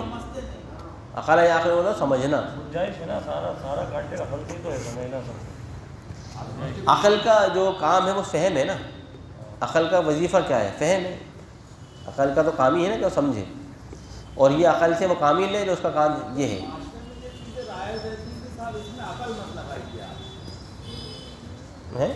اچھا، مطلب جیسا کہا گیا ویسا سن لیجیے آپ، اس میں اپنا دماغ مت لگائیے کہ نماز 4 رکعتیں جو ہیں وہ 2 رکعتیں کیجیے، یہ کہنا چاہتے تو قال یا ویلنا انا کنا ظالمین فما زالت تلک دعواہم حتی جعلناہم حصیدا خامدین، اور ہم نے آسمان اور زمین کو پیدا کیا اور جو ان کے درمیان ہے، اس لیے نہیں پیدا کیا کہ ہم کوئی کھیل کود کرنا چاہتے تھے، ہم نے یہ کھیل تماشے کے لیے پوری دنیا اور پورا یہ سب نہیں رچا اور اس کو بچایا۔ اگر ہم چاہتے ہیں کہ کوئی کھیل و کود کریں تو ہم اپنی طرف سے یہ مشغلے اختیار کر سکتے تھے، ہمیں یہ ضروری نہیں تھا کہ آسمان بناتے، زمین بناتے، انسان بناتے، شیطان بناتے اور پھر اس طریقے سے پورا نظام بناتے، یہ ہم نہیں کرتے، ہم چاہتے تو ایسا کر سکتے تھے۔ لو اردنا ان نتخذ لهوا، اگر ہمارا ارادہ ہوتا کہ ہم کوئی مشغلہ اختیار کریں تو ہم خود اپنی طرف سے وہ مشغلہ بنا لیتے، ہمیں کیا ضرورت ہے کہ یہ سب کچھ پڑھنے کی۔ ان کو نافعین، کیونکہ ہم تو یہ بھی کر سکتے ہیں، بل ہم حق کے ذریعے سے باطل پر چوٹ مارتے ہیں تو پھر وہ اس کا دماغ اور یہ ہے اس کا دماغ توڑ دیتا ہے۔ دماغ آیت کو مطلب ہوتا ہے کہ سر پر ایسے واقع کرنا کہ دماغ کو نکال دے، فَإِذَا هُوَ زَاهِقٌ، ہاں فَإِذَا هُوَ زَاهِقٌ، تو پھر وہ مغلوب ہو کر رہ جاتا ہے۔ اسی سے دماغ بنا، دماغہ سے بنائے دماغ۔ وَلَكُمُ الْوَيْلُ مِمَّا تَصِفُونَ، اور تمہاری تباہی ہے جو تم اللہ تعالیٰ کے سامنے جو کچھ تم اللہ تعالیٰ کے متعلق گڑھتے ہو، اسی کی بادشاہت ہے جو کچھ ہے آسمان اور زمین میں، اور اسی کے پاس ہے جو کچھ وَمَنْ عِنْدَهُ لَا يَسْتَكْبِرُونَ عَنْ عِبَادَتِهِ، جو اللہ تعالیٰ کے پاس ہے یعنی جو اس کے قرب رکھتے ہیں وہ اس کی عبادت سے تکبر اختیار نہیں کرتے اور نہ ہی وہ اس کی عبادت کرنے سے کبھی تھکتے ہیں، یعنی جو اللہ تعالیٰ کے قرب رکھتے ہیں ان کی 2 صفات ہیں، وہ اللہ تعالیٰ سے نہ تو اللہ تعالیٰ کی عبادت کرنے میں تکبر کرتے ہیں اور نہ ہی وہ کبھی اللہ تعالیٰ کی اطاعت کرنے میں تھکتے ہیں، وہ اللہ کی رات و دن تسبیح بیان کرتے ہیں اور کبھی وہ لا یفترون، کبھی اللہ تعالیٰ کی طرف جھوٹی باتیں منسوب نہیں کرتے۔ کہ ان لوگوں نے خداؤں کو ام اتخذوا آلہۃ من الارض وهم ينشرون، کیا انہوں نے ایسے خدا بنائے ہیں زمین سے تراش کر کہ یہی خدا ان کو اب دوبارہ سے زندگی دیں گے، یا ان کا دوبارہ سے نشر کر دیں گے۔ نشر ینشر مطلب ہوتا ہے دوبارہ زندہ کرنا، وَإِلَيْهِ النُّشُورُ، اسی کی طرف آتا ہے کہ اللہ کی طرف ہے دوبارہ سے زندگی بعد الموت۔ لَوْ كَانَ فِيهِمَا آلِهَةٌ، اگر بالفرض اللہ تعالیٰ فرماتا ہے کہ اس میں یعنی اس دنیا کے اندر ہوتے کئی اور خدا، فِيهِمَا آلِهَةٌ إِلَّا اللَّهُ، اللہ کے علاوہ، لَفَسَدَتَا، یعنی اگر آسمان و زمین میں اللہ تعالیٰ کے علاوہ کئی اور خدا بھی ہوتے جیسا کہ یہ لوگ تصور کر رکھتے ہیں، تو یقیناً یہ آسمان و زمین کا پورا نظام یوں ہی تباہ ہو جاتا۔ اللہ کی ذات پاک ہے جو تمام تو عرش کا پروردگار ہے، ان تمام ہی غلط تصورات سے جس کو یہ اللہ تعالیٰ کے متعلق وصف میں یا وصف بیان کر رہے ہیں۔ لا يسأل عما يفعل، اس سے کوئی سوال نہیں کر سکتا کہ وہ کیا کر رہا ہے، بلکہ ان سے ہی سوال کیا جائے گا۔ اللہ تعالیٰ سے کوئی سوال نہیں کر سکتا کہ وہ کیا کر رہا ہے، لوگوں سے اللہ تعالیٰ ضرور سوال کرے گا کہ تم کیا کر رہے تھے، کہ ان لوگوں نے اللہ کے علاوہ دوسروں کو خدا بنا لیا ہے، تو کہہ دیجئے کہ تمہارے ان خداؤں کی خدائی پر جو دلیلیں ہیں ان کو پیش کرو، یہ میرے ساتھ جو کچھ اللہ نے مجھے دیا ہے یہ نصیحت ہے میرے ساتھ بھی، یعنی جو لوگ میرے پاس ہیں ان کے لیے بھی، اور یہ نصیحت ہے میرے پہلے لوگوں کے واسطے بھی اللہ نے اسی طریقے سے نصیحت نازل فرمائی۔ ان میں سے اکثر لوگ لیکن نہیں جانتے، یہ حق ہے اور یہ حق سے ہی اعراض کر رہے ہیں۔ اور ہم نے آپ سے پہلے نہیں بھیجا کوئی رسول مگر یہ کہ ہم نے اس کی طرف وحی کی، اور وحی کیا کی کہ نہیں اللہ کے علاوہ کوئی معبود، لہذا تم میری ہی عبادت کرو۔ اور کہنے لگے یہ لوگ یعنی مشرکین یہ کہتے ہیں کہ رحمان نے اپنا بیٹا بنا لیا ہے، اللہ تعالیٰ کی ذات اس سے پاک اور بلند ہے، بلکہ وہ تو اللہ تعالیٰ فرماتا ہے بہت ہی جو ہے مکرم بندے ہیں جو اللہ کی اطاعت و فرمانبرداری میں ہمہ وقت لگے ہوئے ہیں، اور وہ اللہ تعالیٰ کے کسی قول سے آگے نہیں بڑھ سکتے، یعنی اللہ تعالیٰ کے جو کہے اس سے آگے نہیں بڑھ سکتے، بلکہ وہ اللہ کے حکم پر جیسا کہ حکم دیا جاتا ہے اس پر عمل کرتے ہیں، اور اللہ تعالیٰ ہی جو ان کے اگلے پیچھے تمام چیزوں سے واقف ہے۔ ولا یشفعون، اور وہ شفاعت کی بھی کوئی حیثیت نہیں رکھتے، یعنی یہ جو اللہ تعالیٰ کے برگزیدہ بندے ہیں یہ شفاعت کا بھی کوئی اللہ تعالیٰ کے ہاں حیثیت نہیں رکھتے، ہاں مگر جس کے واسطے اللہ تعالیٰ راضی ہو جائے کچھ بات سننے کی، اور وہ اللہ تعالیٰ کی خشیت سے ہمیشہ ڈرے اور سہمے رہتے ہیں، اللہ تعالیٰ کی ہیبت سے۔ اور جو ان میں سے کوئی بات کہے گا، ومن یقل منہم، اگر ان میں سے کوئی یہ کہہ دے کہ بے شک میں اللہ ہوں، اللہ کے علاوہ، فذلک نزیہ جہنم، تو ہم اس کو جہنم میں جھونک دیں گے، فذلک نجزی الظالمین، اس طریقے سے ظالموں کو بدلہ دیا کرتے ہیں۔ کیا یہ لوگ نہیں دیکھتے کہ الم یروا الذین کفروا، کیا یہ کافر نہیں دیکھتے کہ بے شک آسمان و زمین، جی اس کی تشریح اولم یر الذین کفروا، اولم یر الذین کفروا ان السماوات والارض کانتا رتقا ففتقناہما، کہ یہ لوگ اس بارے میں غور نہیں کرتے، یعنی کافروں کو یہ بات کیا معلوم نہیں ہے کہ بے شک آسمان و زمین ایک وقت میں یعنی ایک ٹائم آف پیریڈ میں دونوں اللہ تعالیٰ فرماتا ہے کہ جڑے ہوئے تھے، کانتا رتقا، یعنی وہ دونوں آپس میں جڑے ہوئے تھے، ففتقناہما، تو پھر ہم نے ان کو تفصیل یعنی الگ الگ کر، ففصل بینہما، اس کا درمیان فتقناہما فصل بینہما، ہم نے ان کے درمیان تفصیل کر دی، دوری کر دی، یعنی گویا کہ جس طریقے سے یعنی یہ اس طریقے سے آفرینش کی ابتدا ہے کہ اللہ تعالیٰ نے کس طریقے سے اس دنیا کو پیدا کیا۔ اس زمانے میں یہ آسمان و زمین سب جڑے ہوئے تھے، ایک ہی کن یعنی ایک ہی جگہ پر تھے، اللہ نے فرمایا کہ الگ الگ ہو جاؤ تو وہ الگ الگ ہو گئے، اور پھر ہم نے پانی سے ہر چیز کو زندگی بخش دی، کہ یہ لوگ ایمان نہیں رکھتے، اور ہم نے زمین کے اندر بھاری بوجھ ڈال دیے کہ کہیں یہ زمین ان کو لے کر نہ جھک جائے، اور ہم نے اس میں کشادہ راہیں بنا دی ان کے واسطے تاکہ یہ لوگ ہدایت اختیار کریں، اور ہم نے آسمان کو ایک محفوظ چھت کے طور پر ان کے واسطے مقرر بنا دیا، اور پھر بھی ہماری آیات سے اعراض کر رہے ہیں۔ اللہ ہی تو ہے جس نے رات و دن کو پیدا کیا، جس نے سورج و چاند کو پیدا کیا، ان میں سے ہر ایک چیز فلک کے اندر جو ہے وہ تسبیح بیان کر رہا ہے یا اسی طریقے سے تہر رہا ہے۔ اگر ہم کہیں کل فی فلک یسبحون، اے یسبحون اللہ تبارک و تعالی، ان میں سے ہر ایک چیز فلک کے اندر اللہ کی تسبیح بیان کر رہی ہے، اور اگر سبحا یسبحون سے کرنے اس کا مطلب ہے کہ ہر چیز آسمان میں تیر رہی ہے، یعنی وہ جیسا کہ یہ حقیقت ہے کہ ہر چیز آسمان کے اندر تیری رہی ہے، اپنی جہاز پر وہ قائم نہیں ہے بلکہ وہ بھی موو کر رہی ہے، جس طریقے سے شپ جو ہے وہ پانی پہ تیرتا ہے۔ وما جعلنا لبشر من قبلک الخلد، اور ہم نے نہیں بنایا کسی بشر کے لیے آپ سے پہلے کبھی ہمیشہ ہمیشہ زندگی، یعنی کسی کو ہم نے ہمیشہ ہمیشہ زندگی نہیں دی۔ افإن مت، اگر آپ کا انتقال ہو جائے تو کیا یہ لوگ ہمیشہ ہمیشہ رہیں گے؟ کل نفس ذائقۃ الموت، ہر ایک نفس کو موت کا مزہ چکھنا ہے، اور ہم آپ کو شر سے ونبلوکم بالشر والخیر فتنہ، اور ہم ان کو آزماتے رہتے ہیں شر کے ذریعے سے اور خیر کے ذریعے سے، یہ ان کے لیے ایک آزمائش کا سبب بن جاتا ہے، زندگی میں یہ خیر و شر آتے رہتے ہیں۔ وَإِلَيْنَا تُرْجَعُونَ، اور ہماری طرف ہی تم کو آخر لوٹنا ہے۔ اور جب آپ کو دکھایا جاتا ہے ان لوگوں کو وَإِذَا رَآكَ الَّذِينَ كَفَرُوا، جب یہ کافر آپ کو دیکھتے ہیں، ان يتخذونک، کہ یہ آپ کو فوراً بنا دیتے ہیں، الا حزوا، مگر یہ کہ ایک حزو اور ایک ہنسی و ٹھٹا، یعنی جب بھی یہ آپ کو دیکھتے ہیں وہ فوراً آپ کے ساتھ ہنسی و ٹھٹا اور مذاق کرنے لگتے ہیں، اور کہتے ہیں کہ ھذا الذی یذکر آلہتکم، کیا یہ وہی ہے جو تمہاری معبودوں کی برائی کرتا ہے؟ وہم بذکر الرحمن ہم کافرون، جبکہ خود رحمان کے ذکر سے نافرمانی کرنا، یا اس طریقے سے آپ صلی اللہ علیہ وسلم کے ساتھ مذاق کرتا. اچھا یہی ہے وہ صاحب جو تمہارے خداؤں کی جو ہے اس طریقے سے ٹھٹا کرتے ہیں. خلق الانسان من عجل، انسان بڑا جلد باز پیدا کیا گیا. ہم اللہ تعالیٰ فرماتا ہے کہ ان کو ہماری نشانیاں دکھا دیں گے اور پھر یہ جلدی نہ بچا سکیں گے. اور یہ کہتے ہیں کہ آخر وہ وقت عذاب کب آئے گا؟ اگر تم اے مسلمانوں سچے ہو اپنے دعووں میں تو عذاب لاؤ. لو یعلم الذین کفروا، اللہ تعالیٰ فرماتا ہے کہ اگر یہ کافر جان لیں کہ جس وقت وہ آئے گا لا یکفون عن وجوہہم النار، تو یہ اپنے چہروں سے آگ کو پھر دور نہ کر سکیں گے، روک نہ سکیں گے، اور نہ ہی اپنی پیٹھوں سے، اور نہ ہی پھر ان کی کسی طریقے سے بھی کوئی مدد کی جا سکے گی، بلکہ وہ اچانک ان پر ٹوٹے گی اور پھر ان کو مبہوت کر کے رکھ دے گی، اور پھر یہ اس کو لوٹانے کی قدرت نہ کر سکیں گے، جو اس سے اپنے آپ کو رد نہ کر سکیں گے. ولا هم ينظرون، اور پھر ان کو اس وقت مہلت بھی نہ دی جائے گی. اور یقین آپ سے پہلے بھی اے محمد صلی اللہ علیہ وسلم جتنے بھی انبیاء ہیں ان کے ساتھ اسی طریقے سے ہنسی و مذاق کیا گیا. پھر آخر ان مذاق کرنے والوں پر ان کے مذاق کی سزا آخر ان کو اس کے نتیجے میں وہ عذاب ان پر واقع ہو گیا جس کا وہ استہزاء کر رہے تھے، یعنی جس چیز عذاب کا استہزاء کر رہے تھے وہی عذاب آخر ان کے اوپر آ گیا. تو ان سے پوچھیے کہ کون ہے جو تمہاری رات اور دن حفاظت کر رہا ہے؟ اللہ رحمان کے علاوہ ہے کوئی خدا تمہاری رات اور دن حفاظت کرتا ہو؟ بل ہم عن ذکر ربہم معرضون، بلکہ یہ اپنے رب کے ذکر سے اعراض کر رہے ہیں. کیا تمہارے پاس ہے کوئی اور بہت سارے خدا جو تم کو ہم سے بچا سکیں؟ لا یستطیعون نصر انفسہم، وہ تو خود اپنی آپ کو کی مدد کرنے کی قوت نہیں رکھتے ہیں. ولا ہم منہا یصحبون، اور نہ ہی وہ ہمارے مقابلے کی کوئی طاقت رکھتے ہیں. بلکہ ہم نے ان کو بھی اور تمہارے آباء و اجداد، ہم نے ان کافروں کو بھی اور ان کے آباء و اجداد کو بھی اسی طریقے سے دنیا کا سامان خوب عطا کر دیا، یہاں تک کہ جب ان پر عمر یعنی ایک عرصہ دراز اسی نافرمانی میں گزر گیا. افلا یرون انا نأتی الارض ننقصها، پھر اب یہ لوگ غور نہیں کرتے کہ ہم زمین کو ان کے چاروں طرف سے دھیرے دھیرے کم کرتے جا رہے ہیں، یعنی دین دھیرے دھیرے پھیل رہا ہے اور کفر اپنے ہی گھر کے اندر بیگانہ ہوتا جا رہا ہے. افہم الغالبون، تو کیا یہ لوگ غالب آ کر رہیں گے؟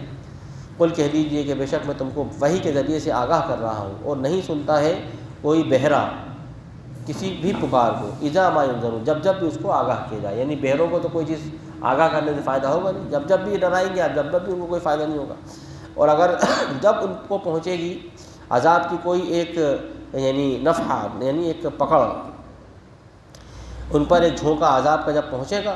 رب کی طرف سے، تو ضرور بھی ضرور کہیں گے ہائے افسوس، ہائے ہماری تباہی کہ بے شک ہم ظالموں میں سے تھے. اور اس دن ہم تمام کے تمام ترازو میزان عدل کے ساتھ قائم کر دیں گے قیامت کے دن. پھر اس دن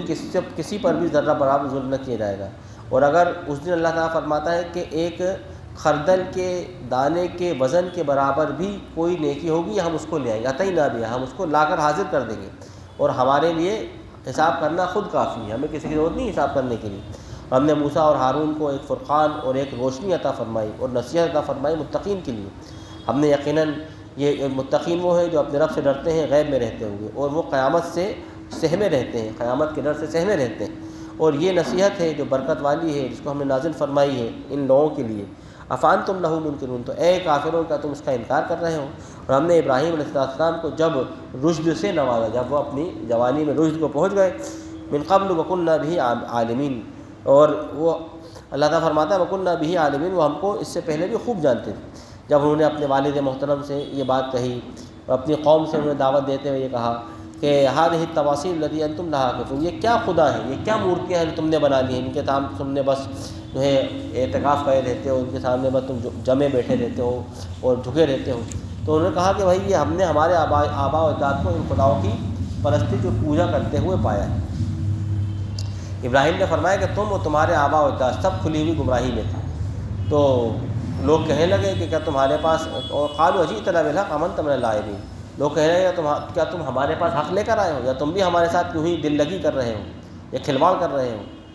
ابراہیم نے فرمایا بلکہ تب تمہارا وہ ہے جو آسمان و زمین کا پالنہار ہے،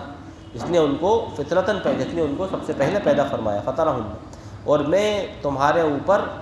اللہ تعالیٰ کی طرف سے کھلے طور پر گواہ. خدا کی قسم میں تمہارے ان بتوں کا کچھ نہ کچھ تو جو ہے ان کی تدبیر کر دوں گا، ان کے لیے ان کا کچھ نہ کچھ تو حساب میں کر دوں گا. عقیدن ناسنامکم، میں تمہارے ان بتوں کا کچھ نہ کچھ تو ضرور ان کے لیے کوئی تدبیر کر دوں گا. بعد ان تولوا مدبرین، اس کے بعد کہ جب تم پیٹ پھیر کر چلے جاؤ گے، تم جاؤ گے تو اب دیکھنا میں کیا کرتا ہوں تمہارے خداؤں. وجعلہم جذاذا، پھر کر دیا حضرت ابراہیم علیہ السلام نے ان کو پاش پاش سوائے ایک بڑے بت کے جو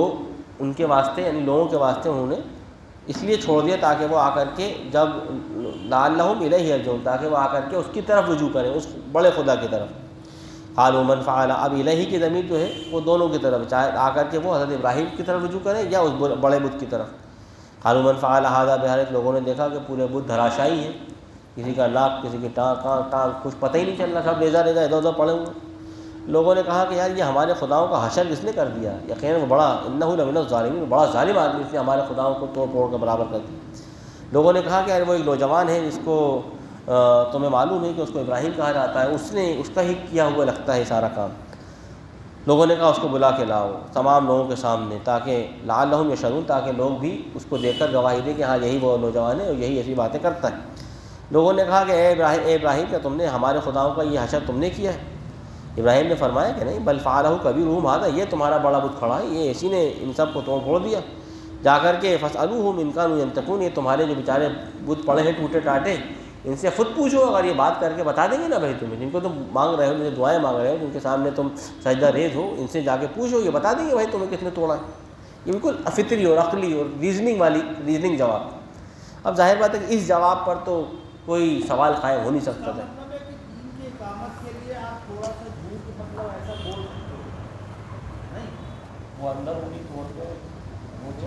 یہ جھوٹ تھوڑی نہ ہے، یہ تو اصل حقیقت ہے بھائی، جس چیز کو وہ حقیقت مان رہا تھا کہ بھائی بت دیتا ہے۔ نہیں تو حضرت ابراہیم نے تھوڑی کہا کہ بھائی، حضرت ابراہیم کہہ رہا ہے کہ بھائی جس بت کو تم حقیقت مانتے ہو تو اب اسی بت سے جا کے پوچھو نا کس نے توڑا ہے۔ تم تو مانتے ہو نا کہ وہ خدا ہے، اب خدا تم مانتے ہو تو وہ تمہیں بتائیں گے بھائی کس نے توڑا ہے۔ تو انہوں نے کوئی جھوٹ تھوڑی بولا، تو صحیح بات بولی، تو یہ بات قرآن فرما رہا ہے کہ بھائی اگر تمہیں ماننا ہے تو جا کے فاسألوہم ان کانوا ینطقون، جا کے پوچھ لو، فاسألوہم، ان خداؤں سے پوچھو ان کو تم خدا مانتے ہو تو یہ تمہیں بتائیں گے اگر وہ بات کر سکیں، ان کانوا ینطقون، اگر وہ بات کرتے ہوں گے۔ فرجعوا الی انفسہم، قرآن فرماتا ہے کہ پھر وہ لوگ اپنے یعنی اب اس معاملے میں لاجواب ہو گئے، اب اس کا تو کوئی ان کے پاس ثبات تھا ہی نہیں کہ بھائی اب کیا کریں۔ فقالوا انکم انتم الظالمون، یہ ہوتی ہے دلیل قاطع۔ ابراہیم السلام نے یہ جو دلیل ہوتی ہے دلیل قاطع ہوتی ہے کہ اس کے بعد جو اپوزٹ ہوتا ہے اس کے پاس کوئی جواب باقی نہیں رہتا، وہ کچھ بول نہیں سکتا۔ اس کو کہتے ہیں الجواب الکافی، الجواب التام، پورا اللہ جواب، الجواب الکافی پوری کفایت کر دے۔ یہ الجواب الشافی ہوتا ہے، الجواب المسکت المقنع، ہاں یہ بھی وہی ہے کہ خاموش کر دینے والا آدمی کو بالکل، ہاں۔ قال بل فعلہ کبیرہم ھذا فاسألوہم ان کانوا ینطقون فرجعوا الی انفسہم فقالوا انکم انتم الظالمون، لوگوں نے کہا تم لوگوں نے ہی ظلم کیا اس سے جو ہے بھیڑ کر کے۔ ثم نکسوا علی رؤوسہم، پھر وہ اپنے سروں کے بل ایسے انہوں نے یعنی جمع ہو گئے، یعنی سروں کو لڑا کر بیٹھ گئے آپس میں، یعنی ایک دوسرے سے مشورہ کرنے لگے۔ اور لقد علمت ما ہؤلاء ینطقون، پھر جب مشورہ کر چکے تو کہنے لگے کہ یار اے ابراہیم تم خوب جانتے ہو کہ یہ ہمارے بت بات نہیں کرتے، یعنی اب انہوں نے خود اپنے بتوں کی کمزوری بیان کر دی۔ لقد علمت، ابراہیم تو خوب جانتا ہے کہ یہ بات نہیں کرتے۔ ابراہیم نے فرمایا پھر تم عبادت کیوں کرتے ہو اللہ کے علاوہ ان خداؤں جو نہ تمہیں نفع دے سکتے ہیں نہ تمہیں کوئی نقصان سے بچا سکتے ہیں، پھر تو کیوں پوچھتے ہو ان لوگ؟ اف لکم، تمہاری تو تباہی ہے، تمہارا توف ہے تم پر کہ تم اللہ کے علاوہ ایسے خداؤں کی عبادت کرتے ہو جو تمہارے جواب تک نہیں دے سکتے۔ افلا تعقلون، کیا یہ بات تمہارے بھیجے میں نہیں گھستی؟ افلا تعقلون، کیا یہ بات تمہیں سمجھ میں نہیں آتی؟ قالوا حرقوہ، اب ظاہر بات ہے کہ کچھ کر تو نہیں سکے ابراہیم علیہ السلام کہ اس دلیل کو تو وہ کاٹ نہیں سکے، تو اس پر کیا ہوتا ہے کہ جب ہر دور میں ظالموں کو یہ معلوم ہو جاتا ہے کہ وہ ان کا ظلم ان پر عقلی دلیل سے بھی ثابت ہو جاتا ہے، تو پھر وہ یعنی جھلاہٹ کے نتیجے میں یا یوں کہہ سکتے ہیں کہ اپنی یعنی ہار کے نتیجے میں پھر وہ اس سے بدلہ لینے پر تیار ہوتے ہیں، یعنی پھر کہتے ہیں جسمانی تکلیف دینا شروع کر دیتے۔ تو ان لوگوں نے کہا کہ اس ابراہیم کو جلا ڈالو اور اپنے خداؤں کی مدد پر تیار ہو جاؤ۔ انہوں نے اس کو اس طریقے سے، ارے میاں ان کے چکر میں مطلب ان کو جلا دو اور اپنے خداؤں کی مدد کرو، یعنی تم ان کو جلا کر کے اپنے خداؤں کا بدلہ لو، ان کن تم فاعلین، اگر تم ایسا کر سکتے ہو۔ تو ہم نے کہا آگ سے کہ آگ تو ٹھنڈی ہو جا اور سلامتی بن جائے ابراہیم پر۔ وارادوا بہ کیدن، ان سب نے حضرت ابراہیم کے خلاف تدبیریں کی اور ان کے لیے برا چاہا، اور ہم نے انہی لوگوں کی تدبیروں کو اور انہی لوگوں کو ہم نے ناکام و نامراد کر دیا، اور ہم نے اس حضرت ابراہیم کو نجات دے دی اور حضرت لوط کو ولوطا الی الارض، اور لوط کو بھی ان کے ساتھ، یعنی ان پر حضرت لوط اسلام میں ایمان لائے تو ان کو لوط بھی ان کے ساتھ چل پڑے ایک زمین کی طرف۔ اس میں ہم نے تمام جہانوں کے لیے برکتیں رکھ دی تھیں، یعنی شام کی طرف۔ حضرت ابراہیم السلام وہاں سے نکلے عراق سے اور شام چلے گئے۔ وَهَبْنَا لَهُ اسحاق وَيَعْقُوبَ نَافِلَةً، اور ہم نے پھر وہاں پر حضرت اسحاق اور ان کے بیٹے یعقوب ان کو عطا فرمائے عطیتاً، اور ہم نے ان سب کو صالحین بنا دیا۔ اور ہم نے اللہ تعالیٰ فرماتا ہے کہ ان سب کو ایسے یعنی ہدایت کے امام بنا دیا، جعلناہم ائمۃ، ہم نے ان کو امام بنا دیا ہدایت کا، ہم نے ان کو منارہ ہدایت بنا دیا، ان کے سارے نسل میں سے ایسے لوگ ہم نے پیدا کیے جو ہدایت کے منارے بن گئے اپنے حکم سے۔ اور ہم نے وحی کیا ان کے اوپر کہ وہ لوگ خیر کے کام کریں، نماز قائم کریں، زکوٰۃ ادا کریں، اور وہ ہماری اطاعت اور فرمانبرداری کرتے رہیں۔ اور ہم نے لوط علیہ السلام کو حکمت سے نوازا، اور ہم نے لوط علیہ السلام کو بھی ایک فیصلہ کن علم عطا فرمایا، اور ہم نے ان کو نجات دی اس بستی سے جو بہت برے کاموں میں ملوث ہو گئی تھی، اور یقیناً وہ ایسی قوم تھی جو بہت زیادہ نافرمان اور بہت برے کام کرنے والی تھی۔ پھر ہم نے اپنی رحمت سے اس کو داخل کر لیا، ہم نے حضرت لوط کو اپنی رحمت میں داخل کر لیا کہ بے شک وہ نیک لوگوں میں سے تھے۔ اور ہم نے نوح کو پکارا اس سے پہلے، فَاسْتَجَبْنَا لَهُ، تو اس نے ہماری پکار کو لبیک کہا، فَنَجَّيْنَاهُ، اور حضرت نوح نے ہم کو پکارا اس سے پہلے تو ہم نے ان کی پکار کو سن لیا، اور ہم نے نوح کو نجات دے دی اور اس کے ماننے والوں کو ایک سخت ترین آزمائش سے۔ اور ہم نے نوح کی مدد کی اس کی قوم کے مقابلے میں جن لوگوں نے حضرت نوح کو جھٹلایا تھا اور ہماری آیتوں کو جھٹلایا تھا، بے شک وہ لوگ بہت بری قوم تھے، اور ہم نے ان سب کو ایک اللہ تعالیٰ فرماتا ہے ایک ہی آیت میں غرق کر دیا۔ اور اس طریقے سے ہم نے داؤد و سلیمان کو بھی اللہ تعالیٰ فرماتا ہے چنا، یا ان کو بھی ہم نے حکمت سے نوازا کہ جب وہ کسی کھیت کے متعلق جو ان کے پاس فیصلہ آیا اس میں وہ فیصلہ دے رہے تھے، اذ نفشت فیہ غنم القوم، کہ جب اس میں ایک قوم کی بھیڑوں نے اپنے ایک ریوڑ کو گھسا دیا تھا۔ یعنی اب ایک فیصلہ یہ آیا کہ دو لوگ حضرت داؤد و سلیمان کے پاس ایک مسئلہ لے کر آئے کہ ایک صاحب نے کہا کہ صاحب میری کھیتی تھی اور ان کے ریوڑ جو ہے انہوں نے میری کھیتی میں اس میں داخل کر دی ہے، وہ پورا ریوڑ میری کھیتی کھا گیا،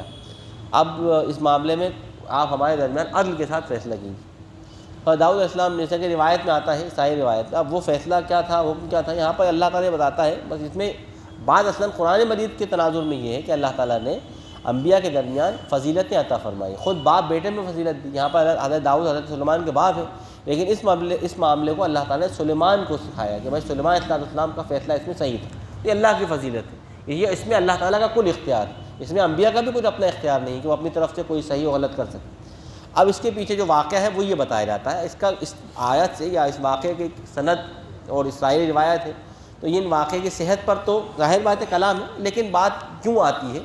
کہ وہ اس طریقے کا کوئی معاملہ تھا۔ حضرت داؤد علیہ السلام نے کہا کہ بھائی تم نے کھیتی جو ہے وہ ان کو دے دو، ان کی کھیتی تم رکھ لو اور بھیڑیں ان کو دے دو، برابر ہو گیا، عدل ہو گیا۔ حضرت سلیمان علیہ السلام نے کہا کہ نہیں، حضرت سلیمان علیہ السلام نے جو ہے وہ اس معاملے میں دوسرے طریقے سے فیصلہ دیا، وہ یہ ہے کہ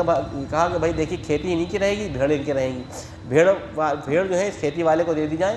اور کھیتی والے کو اس بھیڑ والے کو کھیتی دے دیے، بھیڑ والا کھیتی کرتا رہے،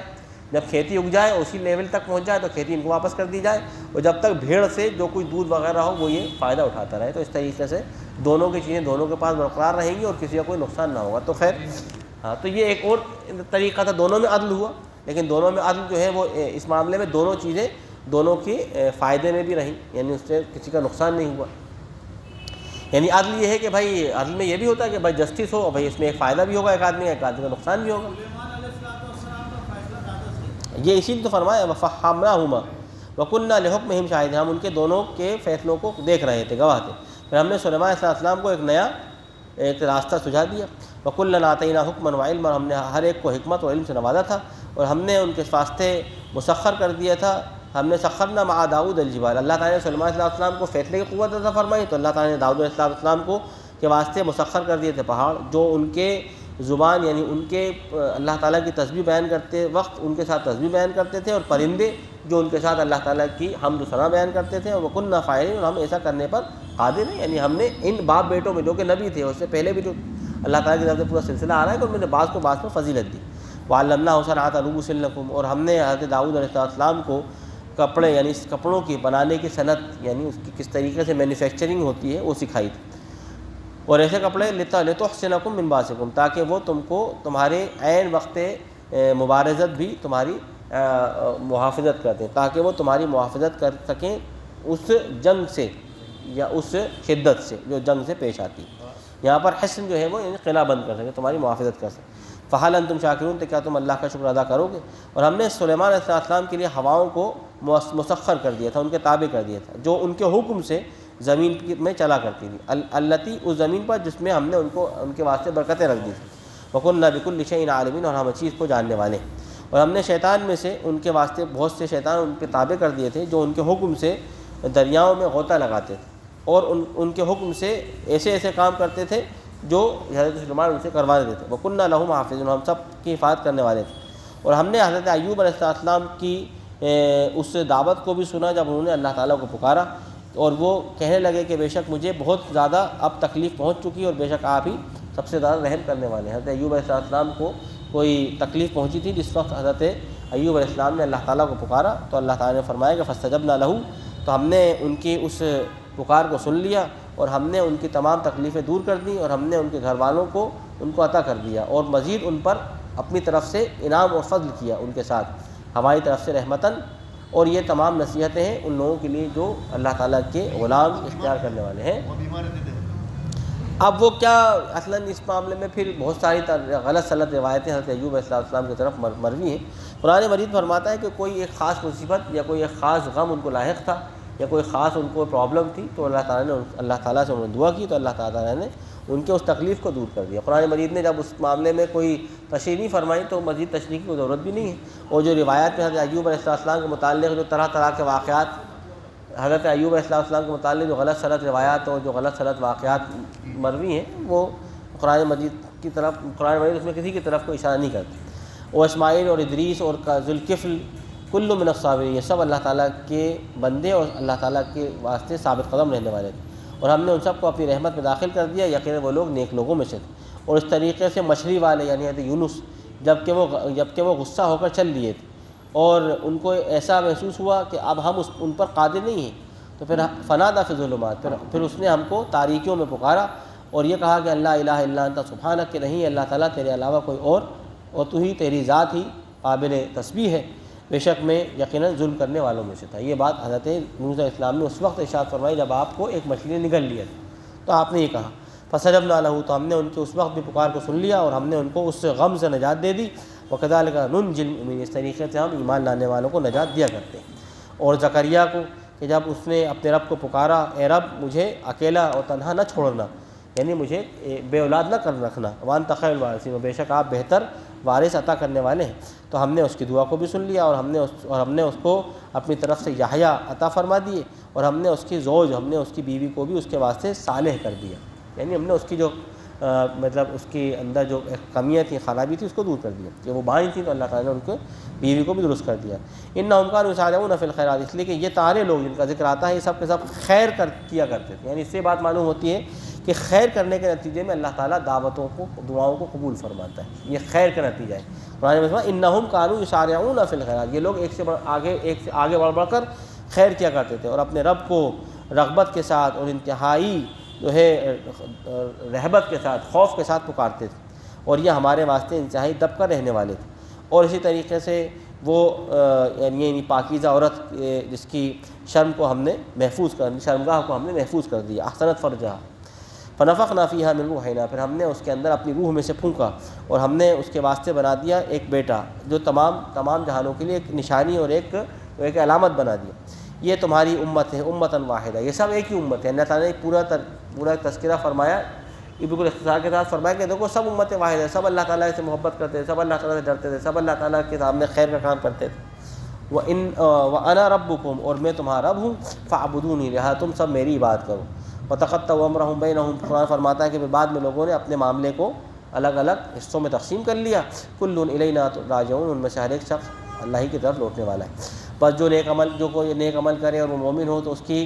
کسی بھی عمل کی، اس کی کسی بھی کوشش کی اللہ تعالیٰ کے یہاں ناشکری نہیں ہوگی۔ اور بے شک ہمارے واسطے ہیں، ہم نے مقرر کر دی ہیں کہ لکھنے والے جو اس کے تمام اعمال خیر و شر کو لکھ رہے ہیں۔ اور کسی بستی پر اللہ تعالیٰ فرماتا ہے کہ وَحَرَمُ الْآخَرِينَ أَهْلَكْنَاهُمْ أَنَّهُمْ لَا يَرْجِعُونَ،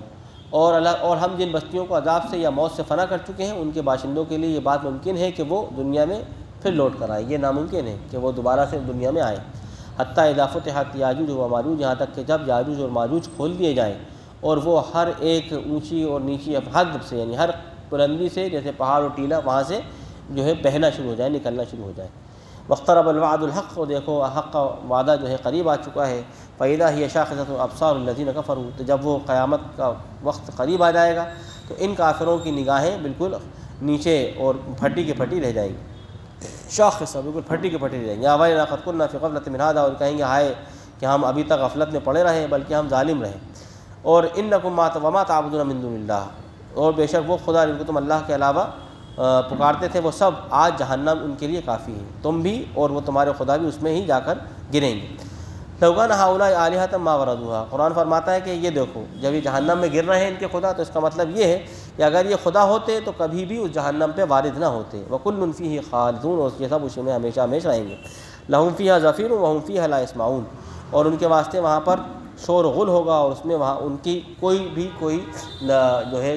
چیخ و پکار کو سننے والا نہ ہوگا۔ یقیناً ان الذين سبقت لهم منا الحسنى، جن کے واسطے ہماری خیر خواہیاں اور ہماری بھلائی جن کے واسطے مقدر ہو چکی، تو وہی لوگ ہوں گے جو اس جہنم سے دور کر دیے جائیں گے، اور وہ وہاں ان کی یعنی ان لوگوں کی چیخ و پکار کو بھی اور ان کی آہٹ کو بھی نہ سنیں گے، اور جو کچھ وہ چاہیں گے ان کو اللہ تعالیٰ کی طرف سے ان کو وہاں ہمیشہ ہمیشہ کے لیے دے دیا جائے گا۔ لا يحزنهم الفزع الاکبر، وہ بڑی یعنی قیامت کا جو نفخہ ثانی ہوگا وہ بھی ان کو غم میں نہ ڈالے گا۔ وتتلقاهم الملائکہ، فرشتے ان سے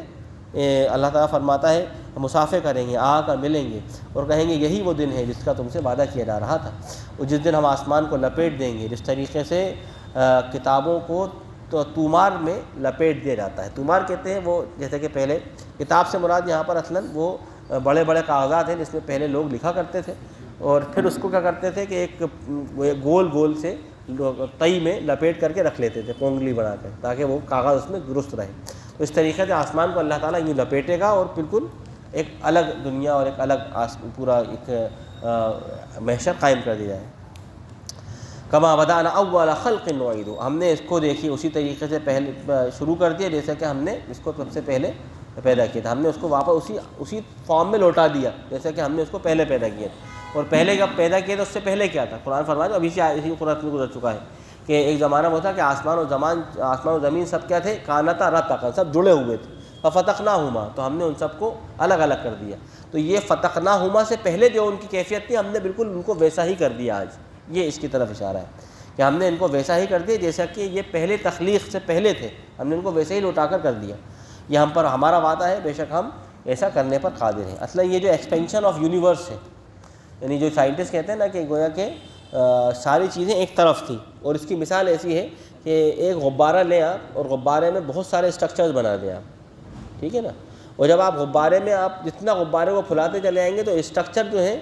وہ یونیورس کے ایکسپینشن کی وجہ سے ایک دوسرے سے دور ہوتے چلے جائیں گے۔ تو گویا کہ پہلے تو وہ دنیا پوری ایک کل واحد تھی، یعنی ٹوٹل ایک کل تھی، ایک گویا کہ حصہ تھی۔ پھر جب اس میں یونیورس کا ایکسپینشن ہوا تو وہ چیزیں الگ الگ ہوتی چلی گئیں، جیسے کہ غبارہ جب آپ پھلائیں گے تو اس کے اسٹرکچر پھیلتے چلے جاتے ہیں بینگ بینگ کے ذریعے سے۔ تو یہ جو بظاہر ایسا لگتا ہے کہ صاحب اربوں سال پہلے، کروڑوں سال پہلے اور لامتناہی کسی سال پہلے یہ ہوا ہوگا، تو ہم یہ کہتے ہیں کہ اصلاً وہ ایکسپینشن ان چیزوں کا اتنا بڑا ہے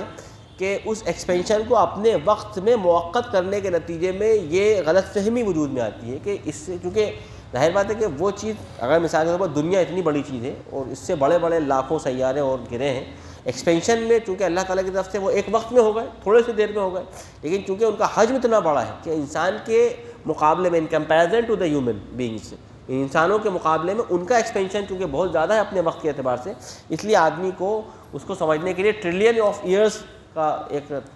مطلب تصور ہوتا ہے کہ ٹریلینز آف ایئرس پہلے ایسا ہوا ہو۔ تو اللہ نے فرمایا کہ ہم بالکل اسی طریقے سے شروع کر دیں گے جیسا کہ ہم نے اس کو سب سے پہلے تخلیق فرمایا تھا، ہم وہی لوٹا دیں گے۔ ظاہر بات ہے اب آسمان جیسے قرآن میں بالکل واپس فرما رہا ہے، یعنی جو ایکسپینشن ہو رہی ہے یونیورس، روز قیامت کیا ہوگا؟ ایکسپینشن واپس زیرو ہو جائے گا۔ تو یہ قرآن فرما رہا ہے وعدًا علینا انا کنا فاعلین، ہم پر یہ وعدہ ہے اور ہم اس کو ایسا ہی کریں گے۔ اور دنیا ابھی جو سائنٹسٹ کہہ رہے ہیں وہ یہ ہے کہ ایک دنیا ایکسپینڈ ہوتی چلی جا رہی ہے، یونیورس ایکسپینڈ ہوتا جا رہا ہے، اب یہ انفائنائٹ وے میں ایکسپینڈ ہو رہا ہے، کیونکہ اصل میں ہم یونیورس کو دیکھ رہے ہیں اس چھوڑ پر بیٹھ کر کے، جبکہ یونیورس کا انتہا کہاں ہے یہ ہمیں نہیں معلوم، اور اللہ تعالیٰ ظاہر بات ہے کہ چونکہ ڈائمنشن سے ماورا ہے کہ اس کے لیے وہ چیز بالکل اس پورے گلاس کی طرح ہے کہ وہ پورے تمام ڈائمنشن کو ایک بیک وقت دیکھتا ہے، وَلَقَدْ كَتَبْنَا فِي الزَّبُورِ مِن بَعْدِ الذِّكْرِ، اور ہم نے اس زبور کے اندر ہر چیز وہ فرض کر دی. وَلَقَدْ كَتَبْنَا فِي الزَّبُورِ مِن بَعْدِ الذِّكْرِ، اس نصیحت اور ہم زبور و سب آسمانی کتابوں میں ذکر یعنی لوح محفوظ میں لکھنے کے لیے بات لکھ چکے ہیں کہ زمین یعنی جنت کے مالک میں بندے نیک بندے ہوں گے. اِنَّ فِي ذَٰلِکَ لَبَلَاغًا لِقَوْمٍ عَابِدِينَ. معذرت کے ساتھ صالحون کا ترجمہ ہے نیک سے کرنا تھوڑا سا کیا وَلَقَدْ كَتَبْنَا فِي الزَّبُورِ مِن بَعْدِ الذِّكْرِ أَنَّ الْأَرْضَ يَرِثُهَا عِبَادِيَ الصَّالِحُونَ، بے شک یہ زمین کے وارث وہی بنیں گے جو میرے بندے ہوں گے اور صالح ہوں گے. صالح کے مطلب یہاں دو ہیں، ایک تو یہ کہ صالحیت ہو ان کے اندر، دنیا میں فساد مچانے کا کوئی عنصر موجود نہ ہو، ان کے اندر صالحیت ہو، اور پھر وہ صالح کے اس معیار پر ہو جو اللہ اور اس کے رسول کے مطابق ہے. صالح ہونے کے لیے جو شرائط ہے وہ یہ ہے کہ یکون یعنی اس کے جو بھی جد و جہد ہے وہ لرضا اللہ تبارک و تعالیٰ ہو. صالح وہ عمل ہوگا جس میں آپ کا ارادہ اور رضا اللہ کی ہو. دوسرا یہ کہ وہ عمل اللہ کے رسول کے بتائے ہوئے طریقے کے مطابق ہو تو صالح ہوگا. اگر یہ دو شرطیں مفقود ہیں تو ظاہر بات ہے کوئی بھی عمل وہ صالح نہیں ہوگا. تو یہاں پر صالحین کے جو بارے کیا فرمائے گئے ہیں، ہم لوگ جو سمجھتے ہیں آج کے زمانے کے صالح، وہ بھی تھوڑا سا وہی ہمارے یہاں تو یہ ہے کہ بھائی جو ہم کر رہے ہیں وہ ہمارے مفاد میں ہے تو وہ صالح ہے. صالح کا جو قرآن مجید کا جو ٹرمس ہے ان کا، اس کا ترجمہ ہونا اس طرح نہیں ہو سکتا کہ ہم نے ہم نے زبور کے اندر یہ بات لکھ دی کہ من بعد ذکر کے بعد تمام آسمانی کتابوں میں جو اللہ سے ہمارے زمین کے وارث وہ لوگ ہوں گے جو بالکل فٹ بیٹھیں گے. وہاں صالحون ہوں گے. صالح مطلب ہاں جن میں ایسی صالحیت ہو کہ وہ دنیا کے اندر اصلاح ہو. بولنے کے بعد ذہن اس طرف ہی چلا جاتا ہے. صالح کا مطلب وہ نہیں سمجھے آپ کہ جیسے جو ہمارے یہاں صالح کا تصور. ان فی ھذا لبلاغا لقوم عابدین، بے شک اس میں ایک ہدایت ہے اس قوم کے لیے جو عبادت کرنے والے ہیں، عبادت کو جو جھکنے والے ہیں. اور ہم نے بھیجا آپ کو مگر رحمت بنا کر تمام جہان والوں کے لیے. اور کہہ دیجئے کہ مجھ پر وحی کی جاتی ہے کہ بے شک نہیں ہے اللہ کے علاوہ کوئی اور خدا، وہی تنہا الہ ہے. تو کیا تم لوگ اسلام لے آؤ گے؟ تو کیا تم اللہ تعالیٰ کے سامنے جھک جاؤ گے؟ اگر وہ اس دعوے یعنی اس پکار کے بعد بھی اعراض کریں تو آپ کہہ دیجئے کہ میں تم کو آذنتکم علی سواء. اگر یہ لوگ سرتابی کریں تو بطور اتمام حجت آپ فرما دیجیے کہ میں تم میں کو نہایت صاف اطلاع کر چکا ہوں. وَإِنْ أَدْرِي أَقَرِيبٌ أَمْ بَعِيدٌ، مجھے کیا معلوم کہ قیامت قریب ہے یا دور ہے جس کا تم سے وعدہ کیا جا رہا ہے. بے شک اللہ ہے جو جانتا ہے الجہر من القول، جو آدمی تیز تیز آواز میں کہتا ہے وہ بھی، اور اللہ تعالیٰ ہی جانتا ہے کہ تم چھپاتے ہو. اور بے شک میں نہیں جانتا کہ شاید کہ یہ یعنی قیامت کا نہ آنا، یعنی قیامت کا اس طریقے سے مؤخر ہونا تمہارے لیے ایک آزمائش کا سبب ہو. اور اسی طریقے سے یہ اس کے اندر اللہ تعالیٰ کی طرف سے ایک متاع الہین کے لیے ایک مدت ہو کہ تم تمام کو اللہ تعالیٰ نے ہمارے عزیز کے لیے ایک وقت مقرر کیا تو وہ اس لیے بھی نہیں آ رہی. قالا، کہا تیرے رب نے کہ آپ ان کے درمیان حق کے ساتھ فیصلہ کیجیے، اور بے شک ہمارا رحمان ہے جس سے ہم مدد مانگتے ہیں ان تمام باتوں کے مقابلے میں جو تم اللہ تعالیٰ کے لیے بس بیان کرتے ہو. یہ سورہ الانبیاء یہاں پر